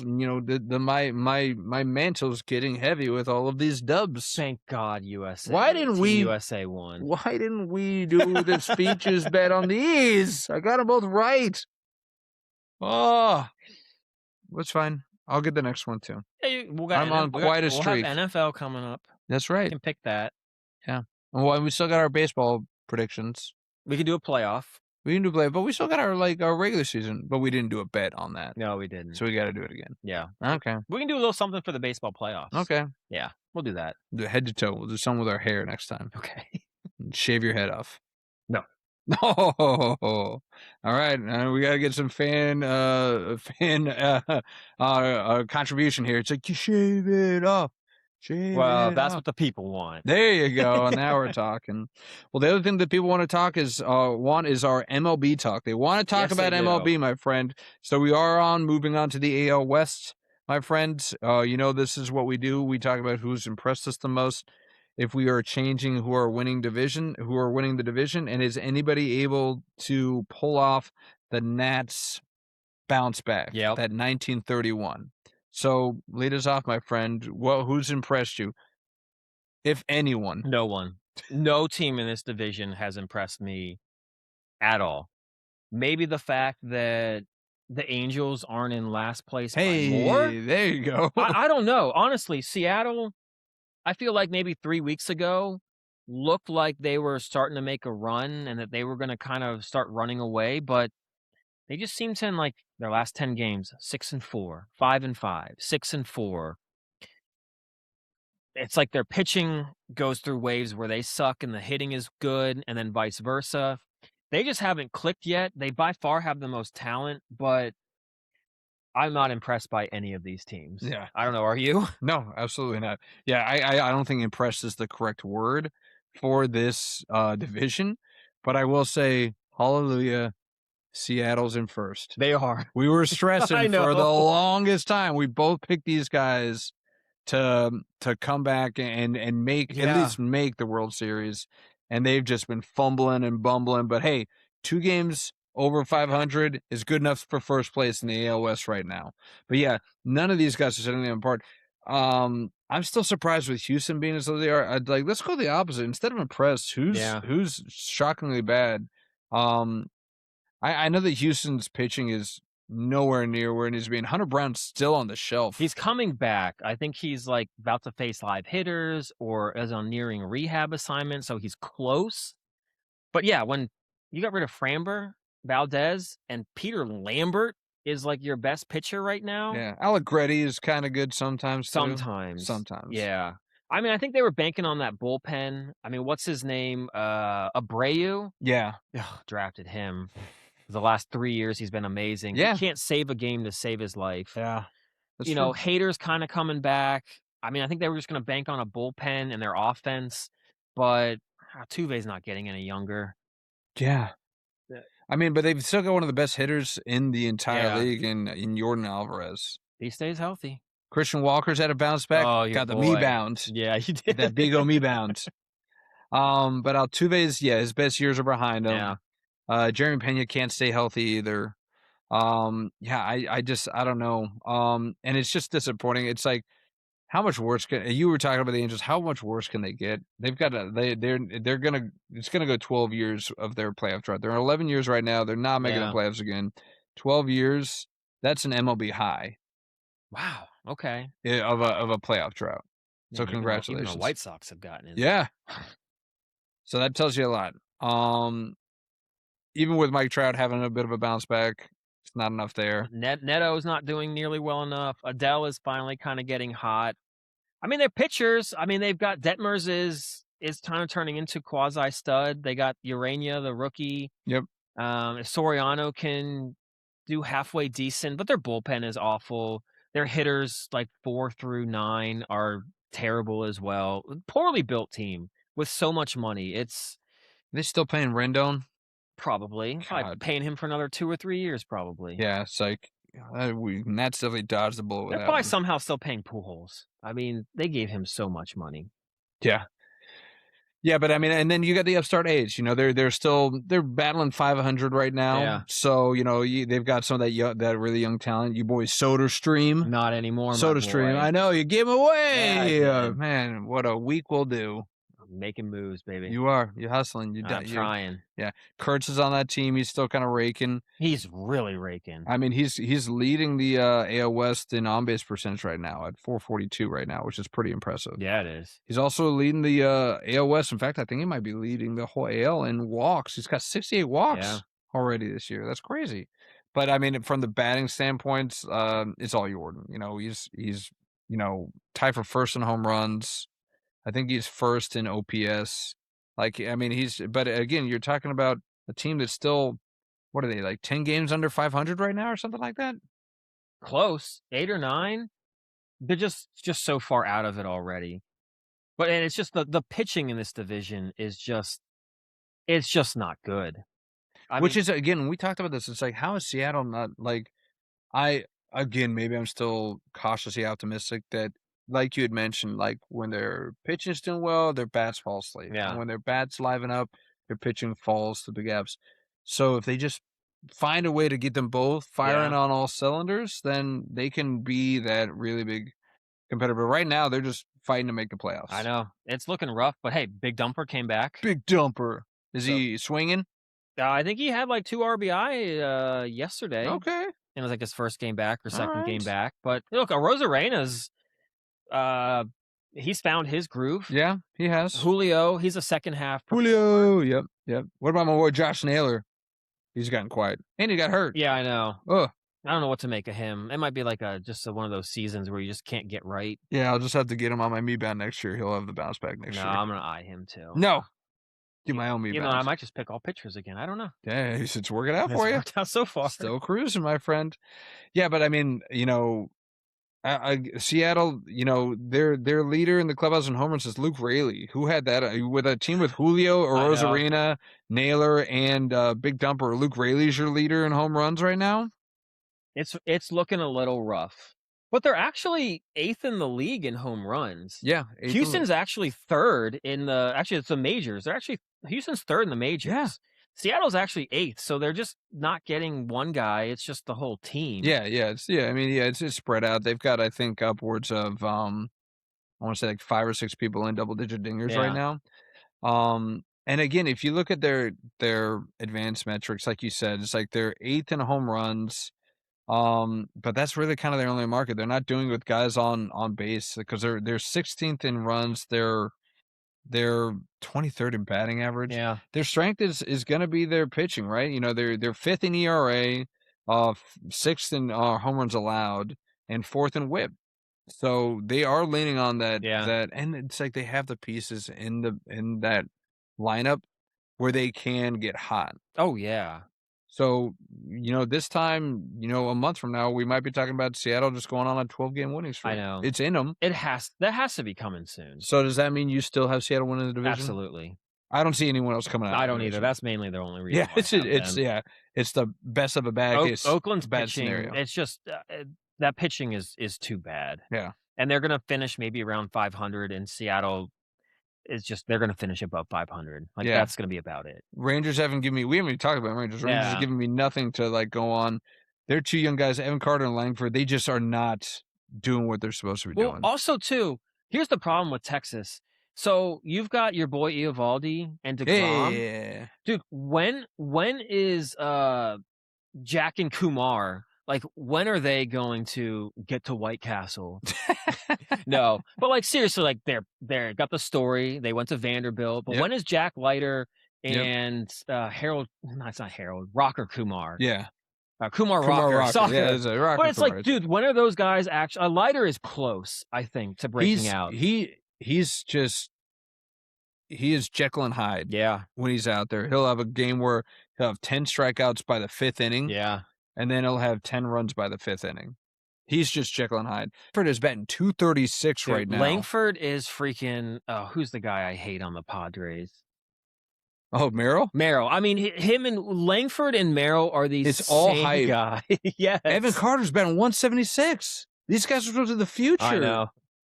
And once Seager is gone, same with the pitching. Like, okay, if Rocker and Leiter end up being good, well, then Eovaldi and DeGrom will be gone. Yeah. So it's like, okay, when these young hitters do well, well, then that means that's when, like, Seager is going to be gone. You know, like, I know Nimmo's not playing well this year, but that's when he'll be off the team. So, like, they're going to be in the same position where they're just not a very deep team.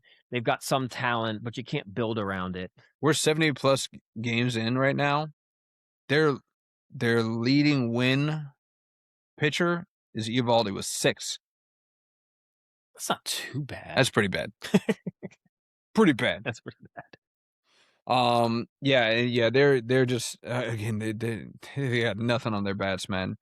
22nd batting average, 28th in runs, 22nd in home runs, OPB and slugging 23rd, 22nd respectively. Yeah, and they gave up Bochy for Skip Schumacher. What's he doing? Like, another guy that just needs to get fired. But okay, so the good news is that as far as the Nats run, you have plenty of people that qualify because they all stink right now. Do you have any of these teams going from a basement dweller to at least, let's not even say that they're gonna jump to the top of the AL, but let's just say the division. Yeah. Make that jump. Do you have anybody? Look, the only team that could do it is Houston. Hunter Brown back. Hader comes back. They get that bullpen more like set. It's a decent bullpen. They've got some decent hitters on there. There is a small chance. I don't see it happening. I definitely was more confident in like Boston and Detroit in those other two divisions to actually might pull it off. I don't see any team in this division actually even coming close at this point. Yeah. I mean, by default, just kind of like how we have Seattle by default as the team that we think is going to win the division. The Astros have to be the most likely candidate to make that bounce back, because again, it's hard for me to think like one of the best bats in baseball, even with whatever else is around them. You know, they can't muster up a winning streak. Yeah. But again, you talk about their pitchers; they just got nothing right now. There's nothing on that rotation that scares anybody. Even with Hunter Brown coming back, I mean, who's your two? McCullers, Allegretti, Lambert. Yeah. I mean, Jesus, it's not good. I mean, Burrows has got a 5.86 ERA, man. He's got to be one of the worst statistically starting pitchers in the league right now. So yeah, I guess by default, maybe you had to maybe choose. I mean maybe they make a trade before the deadline and get a good rotation guy.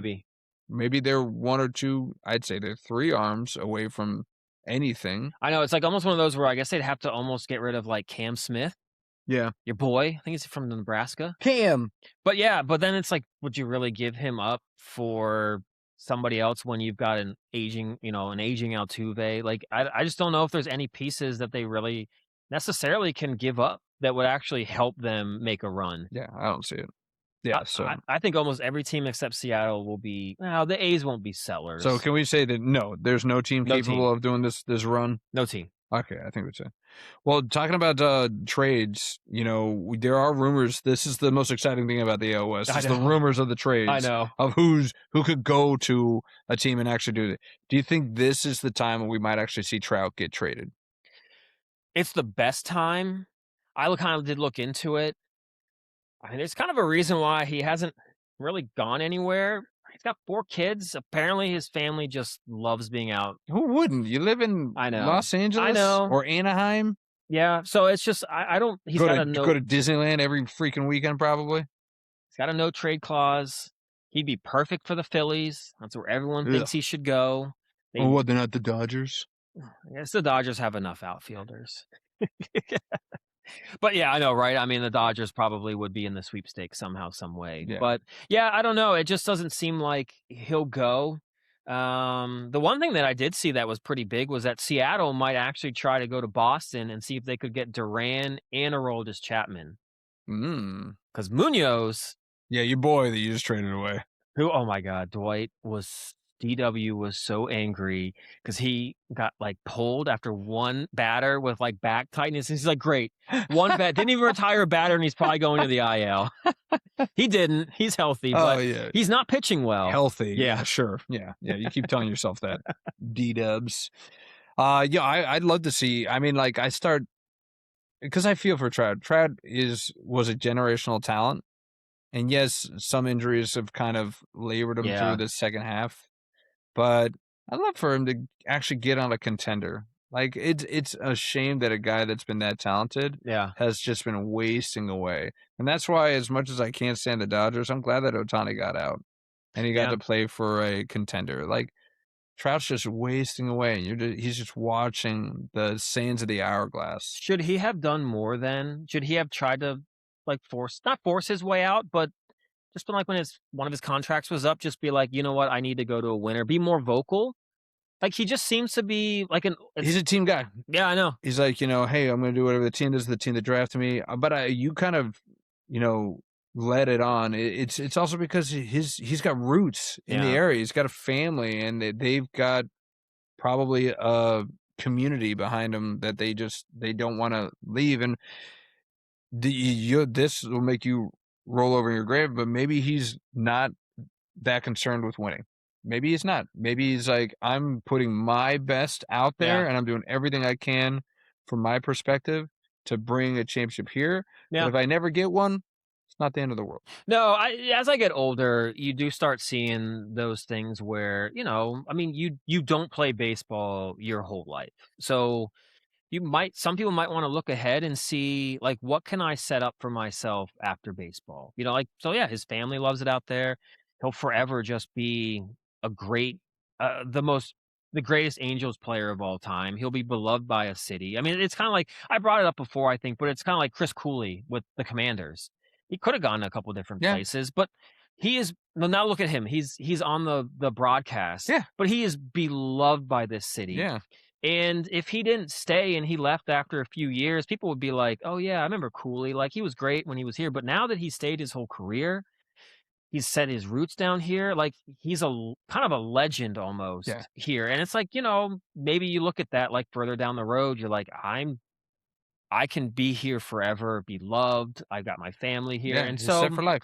I mean, Ego did the same thing, right? I mean, he could have, in the waning years of his career, he could have gone somewhere and like picked up a couple extra mil. Yeah. Maybe gone as a piece, maybe even like a non-everyday starter, but he stayed with the Royals the whole way. And because he's got roots, got family there, now he's a special advisor for the team. Because it's like really? he's a lifer. He's a Royals for life. And that's the thing. I think guys are smarter. They get they know that earlier on in their career that, I mean, you stay with one organization for a while, chances are you can... If you're talented, if you're like that, yeah. But you'll have a better... you can work within the organization, stay in the community. Like, you'll just continue to be active because these players aren't just going to... They're not just going to retire and then just, like, sit at home and collect their 20%. Like, they get involved in something. But, if you bounce around from so many different teams, it's kind of... All these other teams have so many more people that they'd rather get. But if you've only played for a team 2 or 3 years, you're kind of... Once you're done, it's like, well... No team really is my team. No one really calls me like their guy. Their guy, yeah. So, I don't know. We'll see. You put in here is like, do I want to change my pick from our last talk, the AL Central? Because there has been a big injury. Hammett bone. Yeah. Damn Hammett bone. Damn Hammett. Jose Ramirez. Yeah. The engine of that Guardians team. No, I'm not going to change my pick. All right. Stick with it. All right. Guardians still have mojo of they're just going to find a way to win that division. So I'm sticking with it. Well, they've got Chase the Louder. Yeah. Nate Dogg doesn't have Chase the Louder anymore. Oh, he dropped him? He dropped him. Hey, you told him to. You were like, why do you still have him on this team? And he must have heard you. He listened to the pod. And he's saying, no, you're right. He's out of here. But maybe it's just because he's still wallowing, 9th place in our fantasy league? Where's Nate Dogg right now? Something like that. Just can't get out of there. Nope. Can't get mad at him. He's like a bad penny. He's like a bad penny, that 9th place. I failed upwards. I don't know if you noticed. Yes, I did. went from 3rd to 2nd, yes, even though I technically lost my league.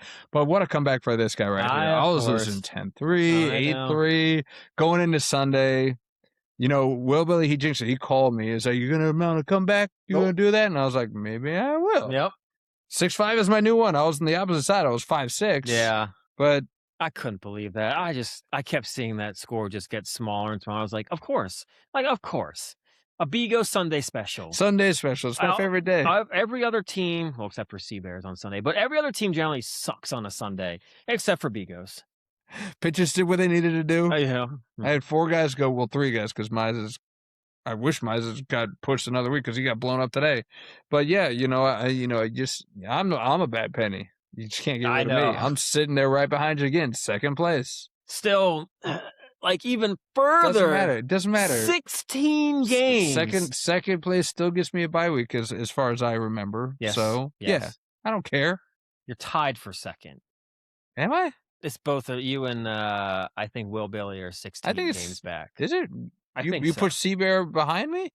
Well, yeah, because I beat him 7-3. Yeah, what happened there? Well, he had it at 5-5. Well, the Colorado-Oakland game, Hunter Goodman 5 for 6 with 2 homers, and Kurtz, I don't know why they pulled him, but he was like 3 for 4 with a home run. He just kept.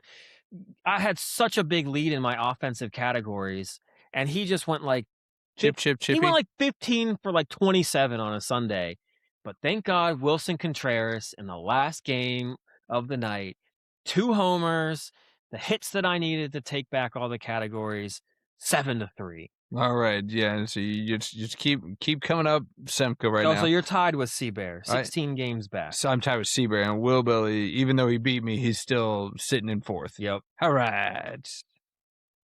Yeah, I don't know. I'm struggling with the words. I don't know. Maybe Ty got pissed because we were talking about him badly because I'm tied with him right now, 6-6. Yeah, I saw his on Monday. I think he hit like 3 home runs or something. I'm like, that's what he averages for a week. I know. Well, I'm not worried about home runs. I've doubled him up on home runs already. Yeah, well, of course. The 3 was an outlier for him. Yeah, and I'm killing him on. I didn't realize his team was the king of stolen bases. He got 5 stolen bases already. It's freaking Wednesday. He just drafted a bunch of guys that get hits and stolen bases. So I'm just gonna punt on stolen bases against him. What I gotta do is I gotta get my streaming game back up. I gotta get that stream. I gotta have a thick stream. I had the thickest of streams. Whoa, Dustin May, baby. Did you pick him up? Oh yeah. I thought Will Billy picked him up. Well, I had him for the Monday game. Oh, the CG. The CG one hitter, which doesn't matter anymore. I don't. Not a cat. I've had 6 starters go this week so far against UDW. Are you playing DW? Yeah, I have 6 quality starts already. You have 6 quality starts already? Good God. And 3 of them were my first 3 were all streamers. Oh my God. He's got to be bitter. Very. I'm going to stream somebody right now because I got to get a QS in here. Yeah, you do. I'm going to go Martin Perez. They're playing San Francisco. They're garbage. They are. I don't know. Adames hit a home run today. Might be getting hot. You keep saying that. Well, I mean, when you go 0 for 20, you're bound to hit like a hot streak. I got to get rid of Zebby. Zebby did well for me. He got me a QS. Yeah, you're welcome. I dropped him. Well, I'm about to drop him again, so you can have him back. I think I might take him. Maybe you will. Like Dustin May. Will Billy already picked up Dustin May. Yeah. He's not letting him go. No, he's not. Will Billy's not a streamer. He picks up a pitcher. He's keeping that guy. Know. Well, we'll see what he does. I think he hit his. Bye, Zebby. Yeah, I mean, where do you go from a complete game one hitter? Yeah, he's like a 28-year-old that's been. You know, also did that. Bradley Ober. Where's he? IL right now. Did not work out for that guy. But it also didn't work out for another guy. Not a Bradley, but a Brendan. Yep. Brendan Sorsby. We talked about it on the last one. I'm so glad that we waited because there is a college football god. Yes. And there the righteous came and kind of sniffed this out. But even with this, so we kind of touched on last time. We'll do a really quick recovery of what happened. Sorsby was found to have, placed like something like insane, like 90,000 bets. 9,000. 9,000? Yeah. I thought it was like 90,000. Really? Yeah, add a zero there. It's like 9,000, whatever. 9,000 is a lot in the span of what, like 6 months or like a year or something like that. Some of which, no, I think it was 90,000 over like the last 3 years. And the biggest thing for us was that a lot of those bets he was placing on Indiana while he was on that Indiana team. 9,000 bets, $90,000. $90,000. Yeah, that's not any better. But he complete degenerate about this. Got found out. NCAA wanted to pretty much suspend him, throw the book at him. A judge in Lubbock, Texas, said, "You know what? We're just going to make you miss the first 2 games," and then all hell broke loose. Yeah. Like teams, like colleges were talking about, we're never gonna play Texas Tech in any sport. Nebraska led the charge with Georgia, I believe. It was Georgia, Nebraska came out immediately and said, if this stands, if you're going to allow this guy who bet on the sport, bet on his own team that he was playing for, we're never going to schedule Texas Tech in any of our sports. And then the Big 12 and the NCAA were like putting appeals in. They're like, we want to fast track this. And then the Attorney General for Texas came, and Ken Paxton threw his hat in the ring for some reason and said, if you do that, we're going to sue you. I've never heard of a conference suing one of their own teams in their conference over something like this. But man, it was just coming to a head. And, it finally came out like 2 days ago. Sorsby's like, you know what? And whether it was Sorsby or his camp said, you know what? Forget it. We're going to drop everything and we're just going to go into the sub draft. We're going to go in the supplemental draft and we're going to go right into the NFL right here and just bury this thing. And I had to triple check. I was like, okay, they're putting an application in. Is he officially done? And yes, once you apply for the supplemental draft, you cannot come back. Oh, so God. It is done. He will not ever play another down in college football. Thank God. But man, I mean, are you still pissed about this a week later? That it even got to this point? Yes, that's the problem. It got to this point. And it's just, once again, it is just, greed has just run rampant in our world. But man, these college athletics, because honestly, it makes me even just more pissed at the NCAA. Yep. They could have avoided all of this. You literally got to the point, you feel like you're like Blockbuster. You literally have no power anymore. Yeah. You can't do anything. Like, because they're just so doomed, because they're so far behind, that you literally had, I don't think it was a Lubbock judge. I think it was somewhere else in Texas that did the injunction. Yeah. But it was like, literally you have a local court that can overrule your whole entire NCAA empire. Like, you are just bound to you have no power to make a comeback, to do anything anymore. You're at the beck and call of Congress and our like senators at this point. All you had to do was just say, you know what, we're going to start paying players and here's a model. But you sat there and said, there's no way if it goes to court that any of this could ever change. And look at how stupid you all look now. You are so powerless. You're getting overrun and you have no recourse. It's passed you by. Like, I don't know where you're going to get the power back again to do any of this. The only reason that they got off the hook with this is that the public outcry was so deafening. Yeah. And the teams they were like the only people that had power left. And they're like, we're never going to play you. Like the Big 12, I feel like half of the teams in the Big 12 said, we're just going to forfeit the games against you. We will not play you if you let this happen.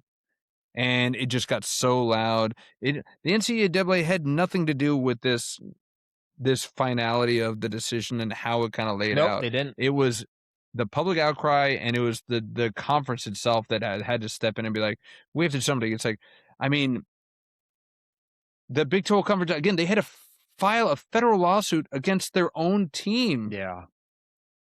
To block him from playing, and they threatened structural and monetary sanctions. They were like, we're going to sanction the crap out of you. And then, again, Ken Paxton got in, and he was just saying, like, if you do that, we're going to sue. And it just looked so litigious. This is Jimbo's wet dream. He's like, oh my God, so many attorneys, so much litigation. Oh my God, so many redacted files. Yeah, gross. But you know, the witch is dead. You know, he's not a Brandon, he's a Brendan. So I'm not going to take no namesake Nope, here. you're right. You're off I'm the hook. off the hook here. But he's officially going to apply, and then we're not even out of the woods with this guy. This guy's going to be in the conversation for quite some time because the NFL might not even take his application, and he's just going to be floating the ether. Well, look, I mean, the only other guy that this comes close to, I don't know if you ever heard of a guy named Art Schlitter? No, Schlitter. So he actually, I think, is kind of what the longest yard was kind of. Oh. He was the Ohio State quarterback that it actually was Woody Hayes' last quarterback before Woody Hayes got kicked out because he ended up punching a Clemson player. But the guy was well known to being a gambler, going to racetracks. Apparently, he was there with like assistant coaches, but he just ended up being a degenerate gambler once he got to the NFL. Like, this is what Brendan Sorsby is going to be. I hope he gets right, but this was the best thing that could have happened for him. Yeah. Because playing in college, that means you got away with everything. He's keeping the money. Like Texas Tech said, you can have the money. So the whatever he got, I don't know if he got the full $5 million or if they were giving it to him in payments. Whatever he's gotten already, he's keeping. They're just like, you can have it. Well, I'm sorry, but he's still going to be public enemy number one for quite some time. Yeah. And if it was my team, I don't care if I'm the Browns or the Cardinals, I'm not putting in a bid for this guy. I wouldn't either. I don't even know if he's that good, honestly. Yeah, you know, there's some pundits that said that if he had gone out in the draft this last time, he could have been like all the way up to like quarterback 2 off. There's some people are thinking he would have gone before Ty Simpson. Okay. But some others, you know, they thought that, you know, he was more of maybe a third round pick, third round pick. But there's going to be a team that's like, you know, with the potential, and I can get him at a discount because of all this other crap. Yeah. And I mean, like, there's gambling in the NFL. NFL players gamble all the time. Yeah. So I don't know if this is enough of a character flaw for NFL teams to really kind of blackball this guy. Yeah. So he's gonna get picked. Somebody like if I could predict, it'll be somebody will probably offer a bid of 4th round pick for this guy. I'd say he'd be a 4th round pick because then they lose a 4th round pick in the next draft for a potential, you know, starting quarterback. I know it's true, and we saw it in like college where you know Baylor went out and got like the ex NBA player, looked through a loophole. Like there's going to be one of the 32 NFL teams. There's going to be one that's going to just hope and pray that. I don't know about you, but I actually am kind of getting. I still love the NFL and college football, but the interest has gone down. It's tough. It's tough when like. This whole thing really just tarnishes it and just taints it for me. And it kind of sucks because, like, the reason that I was always drawn to college sports is that it was the purity of it. Yes. It's like love of the game. A lot of these guys are never going to make it to the next level. And they're just doing it for the, like, you know, the team and the university and the guys next to you in the huddle. And just because you've loved this game for the longest time. And we've seen that fade more and more and more. Or maybe it's just, you know, that hopeless optimism has just finally deteriorated, and we're actually seeing the ugly underbelly of it. It's like it's always been about the money. Yeah. It's always been about, you know, getting paid. It's just more at the front than it ever was before. Some of it too, I think, is it's like the character flaws in a lot of these players. I mean, you've got Deshaun Watson. You know, you got who's Kareem Hunt. You know, it's like, so now you've got like Sorsby, you know, the Aaron Rodgers, what he's done for 2 off seasons. Like, it just makes it harder to want to root and watch some of these guys when it's like, you've had everything handed. Like we're so jealous of you. Super jelly. Look at Kareem Rice, or not Kareem Rice, Rashee Rice. Look at the guy on the Broncos, Cooper. Gets himself in trouble. He comes out with this public apology, Kyler Murray-esque, where he just didn't mean any of it. Within a week, gets himself in trouble again. And it's just like... We'll talk about like Myles Garrett. He's had, what, like 9 tickets in like 9 years, like speeding tickets? If that was me or you, my license would be gone. Yes, it would. You'd probably be in jail. Yeah. But it's again, it's just how do you keep kind of wanting to root for these guys and see them do well when you know that like when they leave that field, they're just complete knuckleheads that are like just almost like squandering this opportunity. It's getting harder and harder to just really. I mean, it's like I almost for a while there was like I think I'm gonna go back to college and enjoy college football again. And then now there's this whole. I mean, once again, like I think my tipping point is like when Big Ten Commissioner Petito when going for the college football, the playoffs, when he literally said, we can't do a 16 team playoff because the money won't work. Because the revenue we make won't be what it should be. And it's like, yep, you don't even care one iota about what is actually just Good for the fair sport. to make a Yeah. college football national champion, which is what it's supposed to be about. Yeah. Okay, you're all going to make money. Yeah. I'm sorry that you were going to make like 4 million. I'm sorry that it's going to be like 3.8. Oh no. Like I'm sorry that you're going to have to lose like $20,000, but I'm sorry, like you'll survive. You'll find a way. Like you're going to make your money. You'll find a way to survive. But off of that comment is going to stick with me. Yeah, I think can tell. for a very long time. Resonates. Yeah, You're gonna be even more of an SEC guy, except for Penn State. Yeah, basically. Yeah, Penn State against the world. But who do you think made this call? Sorsby or Texas Tech? I don't think it was Sorsby. I definitely don't think it was Texas. I think Texas Tech would have dug in and just been like, we got Ken Paxton on our back. Like we're gonna fight this all the way to the Supreme Court. Oh God. I think it was Sorsby's camp.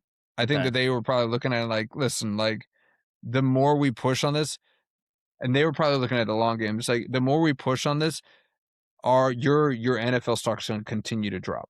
Like it's going to continue to drop. If you keep pushing this and you keep kicking and screaming, the NFL is going to be like, this is kind of immature.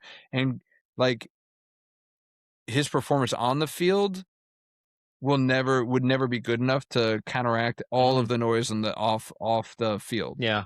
Like he would have had to had a Heisman style, but I mean, if teams are going to forfeit against him, then he won't have the stats. That's true. So the NFL would be like, we haven't seen him play all year because everybody keeps forfeiting against him. I don't know if it had gotten to the point. I don't know if it was a bad game of chicken, or if they actually would have forfeited those games. But I think that his camp was just like, listen, we've got tape from last year that you were very good at Cincinnati. Yeah. And you were still very highly touted. If something goes wrong, and if we either the courts appeal it and you do become ineligible, or this and that, they're probably looking at the deadline to get in the sub draft, and they're like, we got to get off the sinking ship now. And this is the only way we're going to get you in the draft at a high level. So let's go ahead and do that. And I think that's honestly what it was. That makes a good point. So I think it was his camp. I don't think it was Sorsby. No offense. I don't think he's smart enough to really kind of make that kind of decision. He's probably just listening to the people around him because he's got a whole team around him. Of course he does. He's got a publicist and he's got an agent. He's got a manager. He's got all of those things. I want to say part of it was him. Dude, I don't know if you could put up with all He would have this been the most negativity. hated man in college football. Yeah. Bless you. That's what I think about that. Gesundheit. I mute that guy right there. But yeah, so you think Sorsby might have had any? It's like, I don't want to deal with this anymore. Like, I don't care. Like, just get me out of here. Do you think it was him? I would. Or was that just your hope? My hope. Because it just, at some point, like, you got to sit there and understand that it's the one thing you can't do is bet on sports. Yeah. But I know you're a D-gen, but... Again, but it's like, it's not just sports. It's like, I might be persuaded to turn a blind eye. It's like if he was betting on Major League Baseball. Yeah. Or if he was betting on the finals, the NBA finals. Or if he was even betting on, college basketball or something like that. Like you can't bet on the sport that you're playing. No. You can't do that. And then the hard line is you start getting punished when you start betting on the sport. You get excommunicated when you bet on your own team. That's gotta be and again, we talked about this, is like this will have ripple effects, whatever the decision was made moving forward. My hope is that other college players are going to be like, okay, I'm not even going to try and taste that forbidden fruit Yes, I know. because this is going to happen. Whereas if he had gotten away with it and allowed to, it would have just allowed everyone. It's like, because, you know, you always say, like, I'm going to be Jimbo right here with my legalese, but it's like there's precedents now. Like, you're giving precedents. It's like he got away with it. He got to play. Now there's precedents in the court of law. Hey, the Sorsby versus Big 12 or NCAA, similar cases. He bet on his own team and he did this and this, and they allowed it. So there's precedents, and the judge will be like, "There's precedents. There's proof that this was allowed before. So now we got to allow it for everybody." So if that had gone, it would have been all hell breaking loose. And I think that's what the NCAA saw. I think that's what the Big 12 saw. I think that's what public, outcry saw. Is like, we cannot go past this line. We cannot. And so thank God. Well, especially too when the legal defense that got the injunction was based on mental health. But it's like, you can't then just sit there and encompass that, because then every other athlete will just say, well, I have a gambling addiction. It's mental health, so I should be allowed to play. Like, that is going to be everybody's strategy. You couldn't let that happen. Once I saw that was the strategy, I was like, this opens Pandora's box, and it makes it the easy out for anybody to ever play with anything. I mean, you get to the point where it's like, I speed a lot. Georgia, it's a mental health issue. I just got to go fast. Like, and then what's a judge supposed to do? Just everyone's gonna say, well, the Sorsby case, like, has a mental health, so give them a pass. It's like people would take that and use that and abuse that so quickly. The problem with the mental health case, right, is that there's no tangible evidence. Like, you can't, like it's like, oh, I did this because I had a concussion. Okay, let's give him a scan. Oh yeah, he had a concussion. Yeah. There's a scientific study that you can use. Mental health, like, it's how I'm feeling. It's how I'm doing this. It's like, there's no tangible way to identify this truly is mental health. We have to kind of take him as his word. Yeah. That this is mental health. I don't know. I don't know if this is mental health. I think that you got a little taste of the action and you loved it. I don't know if you could argue that, any kind of addiction is a mental health crisis. I can argue that. Yeah. But you have people that truly have that addiction and that concern, and then people that abuse that excuse and ruins it for everybody. It does. Because it makes me cynical about everybody now. There could be truly people in college football that are like, I lost my house because of my gambling addiction. I lost my family because of my gambling addiction. I've lost everything. It truly is an addiction. Different than a guy that just got $5 million and is doing 9,000 $10 bets. That's different. Exactly. Those are two different things, because he is not risking it all, and he's not endangering his livelihood with those. He's taking advantage of a loophole. Not yet. You think it's a slippery slope? Fair. Not 9,000 bets, 40 on your own team, when you are probably told from day one. First of all, you don't bet. You're having your friends and family. And we talked about this too. It's like he was doing things that that prove that he knew what he was doing was wrong. Absolutely. And illegal. Yes. And he was maneuvering around the system. So again, this is just my ignorance to it, but it's like, is that a sign of a mental illness, or not mental, or depression or whatever it is, that he goes to all of these lengths because he needs it and that addiction is absorbed? Or is it because he just doesn't think the rules apply to him and he's like, I'm just gonna maneuver around it because I'm the shit, and people have always told me I'm the shit?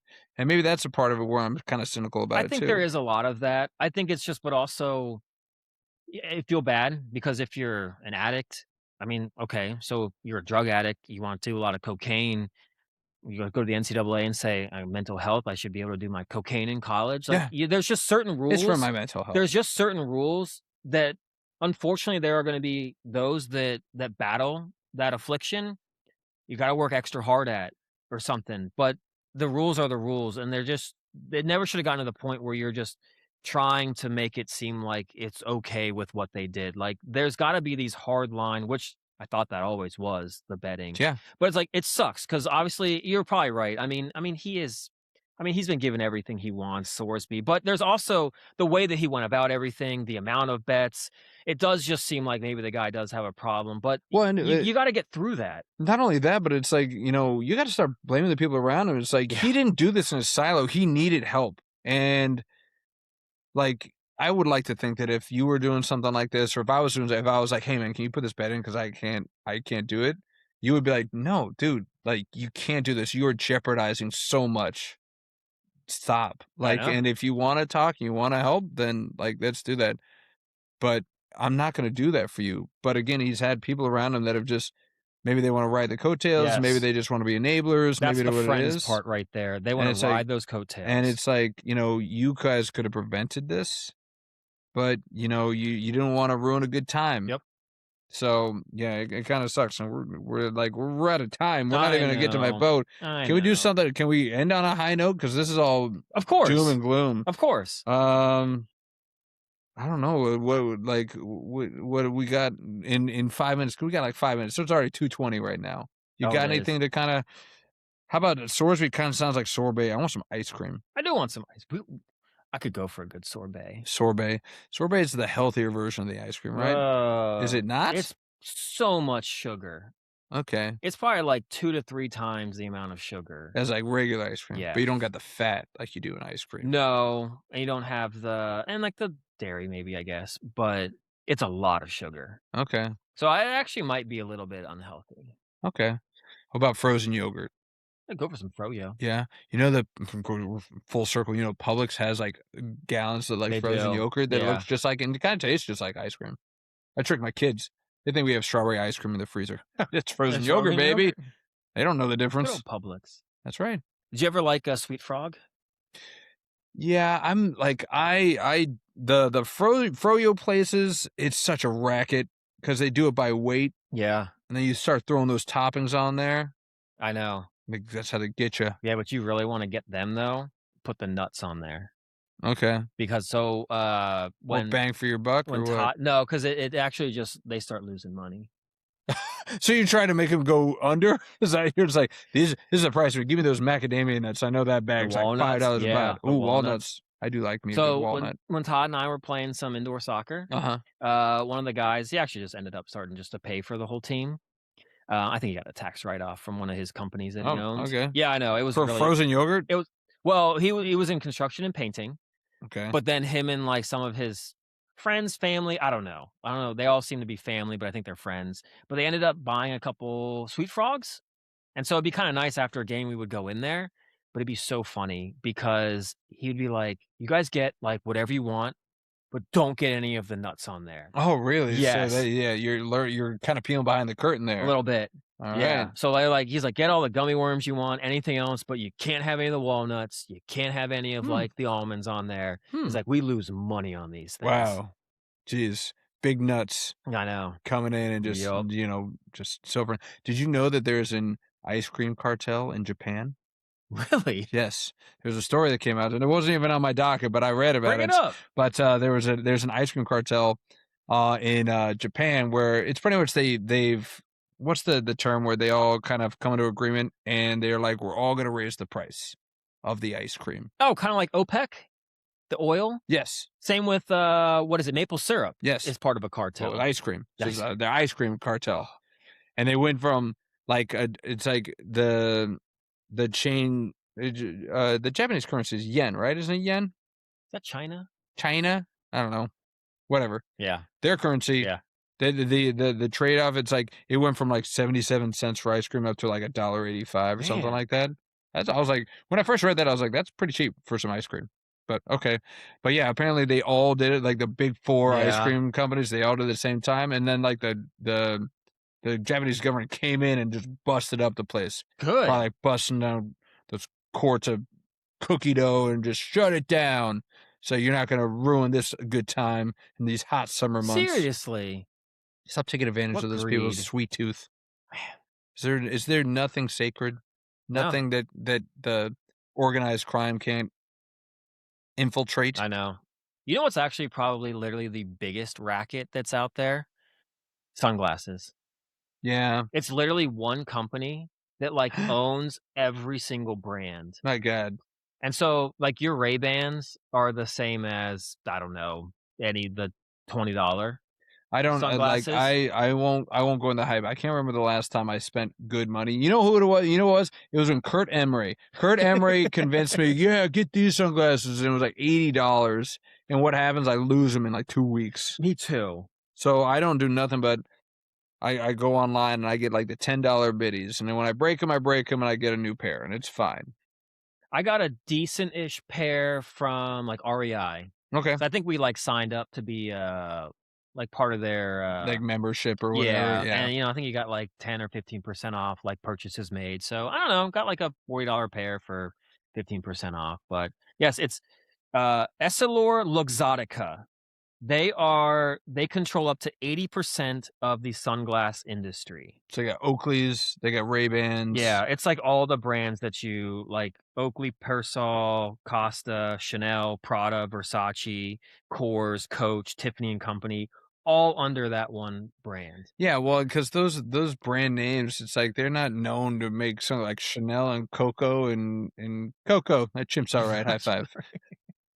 No, but they probably get this big company. It's like, you make the sunglasses, we're just gonna put our label on that bad boy. But they're like $5 sunglasses that are selling for $5,000. I'm not gonna do it. Don't come polarized. I don't give a crap about polarized. It's like, let me ask you this: what do you think? How much would you honestly pay for like the T-shirt that you're wearing? Like, what do you think is the max of a luxury brand or whatever that you could pay for a T-shirt like that? A luxury brand that I would pay for? So, like, I guess the question is, so like, there's some T-shirts that go for like hundreds of dollars. That's not this guy. That's like literally could just say that on there. Except it's gonna have a brand. It's Yeah. gonna have a different brand. Like, on it. there's got to be a max to what that really could be worth, right? Yeah, well, the splits between the costs and then the how much they're selling it for, Yeah. you got the margins that are raised. Then these margins are just a mile long, because the actual material itself, That's what I'm saying, probably costs like 25 cents or something like that. Insane. Yeah, like, and then but some people will be out there paying $300 for just a plain Not this guy. T-shirt. This is a gift. You think I bought Cool Dad's Club? You think I bought this? No, of course not. So my family did. Yeah. Of course, it's still my money, so I guess I did buy it. Whatever. But so I don't know how much it went for, but I like it and it feels good on my skin. I mean, it looks good. You look good. You've been working out. I have been working out. So have you. Thank you. Yeah. You do the booby dance. You do it? A little bit. Oh my! Well, now that we're on like camera, I mean, I gotta try to make sure that like I'm working out a decent amount. You are, man. You're looking sharp there, guy. Getting that some bad. Trying. Yeah. It's beach season. It is pool beach season. Pool season. You're in pool every day. I know. Yeah. Well, we'll talk about pools. We'll talk about what goes in pools or water. Freedom ship. That's what we didn't get to. That cannot fit in any pool. No. But we'll go into that on the next one, guys. We'll get some more World Cup action for you. Sad to say that we have to sunset the NBA talk. We have to sunset the hockey talk for the time being. I'm sure we'll come up soon because Obi's got to make a decision soon. I know. Is he coming back? We'll have that to kind of talk about in the upcoming weeks. But it's going to be all World Cup. Are we going to finish with the Nats division and go west to east on the NL? Let's do that. Or do you want to do east, central, west? What do you want to do? Let's do the west up to the east. Okay, so we're going to do the NL West next, the Dodgers and all the other also-rans next. Yes. We'll get some more World Cup. We'll see some of the teams will have completed their second game. Yeah. 2/3 of the way through their group. We're starting to formulate an idea of what these teams might look like. Do you have any and that's the other thing, guys, we're going to be recording early because I'm going to be out of town. You're going to be out of town. Yeah. Where are you going? Going to Leadville, Colorado. Good old Leadville. Where are you going? I'm going to San Diego, or as the Spanish would call it, Wales. Vagine. I like that. But yeah, so by the time that we kind of look out, I'm trying to look at the big games that are coming out. There are some teams that still haven't played yet. But we're starting tomorrow. We should start seeing second. Canada's playing Qatar. Mexico's playing South Korea. Okay. Tomorrow. Friday, USA's playing Australia. Oh boy. I can't wait for that. That'll be a good one. That's must-see TV at this point. Yeah. Brazil's going to have your bounce back against Haiti. Well, after what we've seen Congo and Cape Verde do, I'm a little more nervous than I would have been going into that. Then I got Germany playing the Ivory Coast on Saturday. That could be a good game. Ivory Coast looked pretty good against Ecuador. And I'll know if I'm truly sweating Spain by our Monday because Spain plays Saudi Arabia on Sunday. Look, I know it was 4 years ago, but Saudi Arabia did beat Argentina last World Cup. First game of the World Cup. But and then what happened? They lost the last two. Yeah. And they didn't make it, and Argentina went on to win. There you go. So there you go. Spain tied. They just got to run it, and they got it, and they just got that out of the way. And then Belgium's playing Iran. And so I got a few teams that I got to worry about. I'm going to be watching Sunday. Sunday, my wife's already going to be in California. Oh, okay. Kids, guess what? It's Soccer Sunday. Oh, my. I love hearing that. You want to come over and watch Soccer Sunday? I got to work, but... It's Father's Day, too. We'll talk about Father's Day. Oh, yeah. We got a lot to talk about on Monday. So Monday probably will not be as heavy on the sports. Well, a little bit. There will be. Sports, yeah. But we won't have NBA or NHL or Brendan Sorsby, so it's might have Sorsby. Oh, real quick on the Sorsby thing. Let's do a real quick prediction because I know there's a sub-draft that's coming up soon in the bids. And it's weird. You know how they do the supplemental draft? They just like send emails. They're like, we'll bid a fourth. Okay. That's it. No big hoopla for the sub-draft. That's not a really big thing. I mean, like, they don't do it. They don't. Yeah. It's like you have to apply. I mean, I think 2023 was the last time I did it. You know, Terrell Pryor was in the supplemental draft. Josh Gordon was in there. Yes, he was. Your brother from another mother. All those great All-Pro Hall of Famers. Josh Gordon to the world and Terrell Pryor. I know. But real quick prediction: who is going to get Sorsby? Who's going to bid? You don't have to tell me what you think they're going to bid. Just what team is going to put in a high bid that you think is actually going to kind of go for him? Give me one team. I think the Arizona Cardinals. It was your boy Carson Beck that they drafted. It seems like if Sorsby was a first or possibly third round pick, they might have chosen him over Beck. Okay. Give Beck a little competition. Okay. Make him work for it. All right. And you've got who's there? Oh my gosh, who's the quarterback there now? Jacoby Brissett. Yeah, he's a placeholder. Yeah, so it's like, you could have Sorsby or Beck compete, and then, the loser, see you later. Yeah. I don't know. Maybe it's because I want to see this just crash and burn. I got the Cowboys. Dak's getting a little bit older. Yeah, he is. Texas Tech to them Cowboys, or maybe the Texans, because CJ's garbage. No, he's their quarterback. Dude, for how much longer? Is he still on that rookie? He's got to be on that rookie contract still. Yeah. Do you think he's going to go re-sign? 5th-year option? This year will be a big year. Yeah. There are a lot that still like what he can bring to the table. Who? He won a playoff game. Oh, wow. That and $4 get you a cup of coffee. Hey. Remember that joke used to be like 50 cents get you a cup of coffee? $4.50. Inflation. Shrinkflation, because it's probably half the size of that 50-cent coffee at this point. Shrinkflation. It's real. Story of your sex tape. Or title of your sex tape. My little fingerling potato. All right, well, then on that note, you want to send us off? Yeah, that's another episode of Undrafted and Overconfident. Two friends who've been arguing about sports for 20 years and still can't agree on anything. Drop us a rating. Give us a follow. We're on Instagram at Undrafted and Overconfident. You can even email us at undraftedandoverconfident@gmail.com. We'll be back next Monday with different takes, same nonsense. Thanks, y'all. Peace.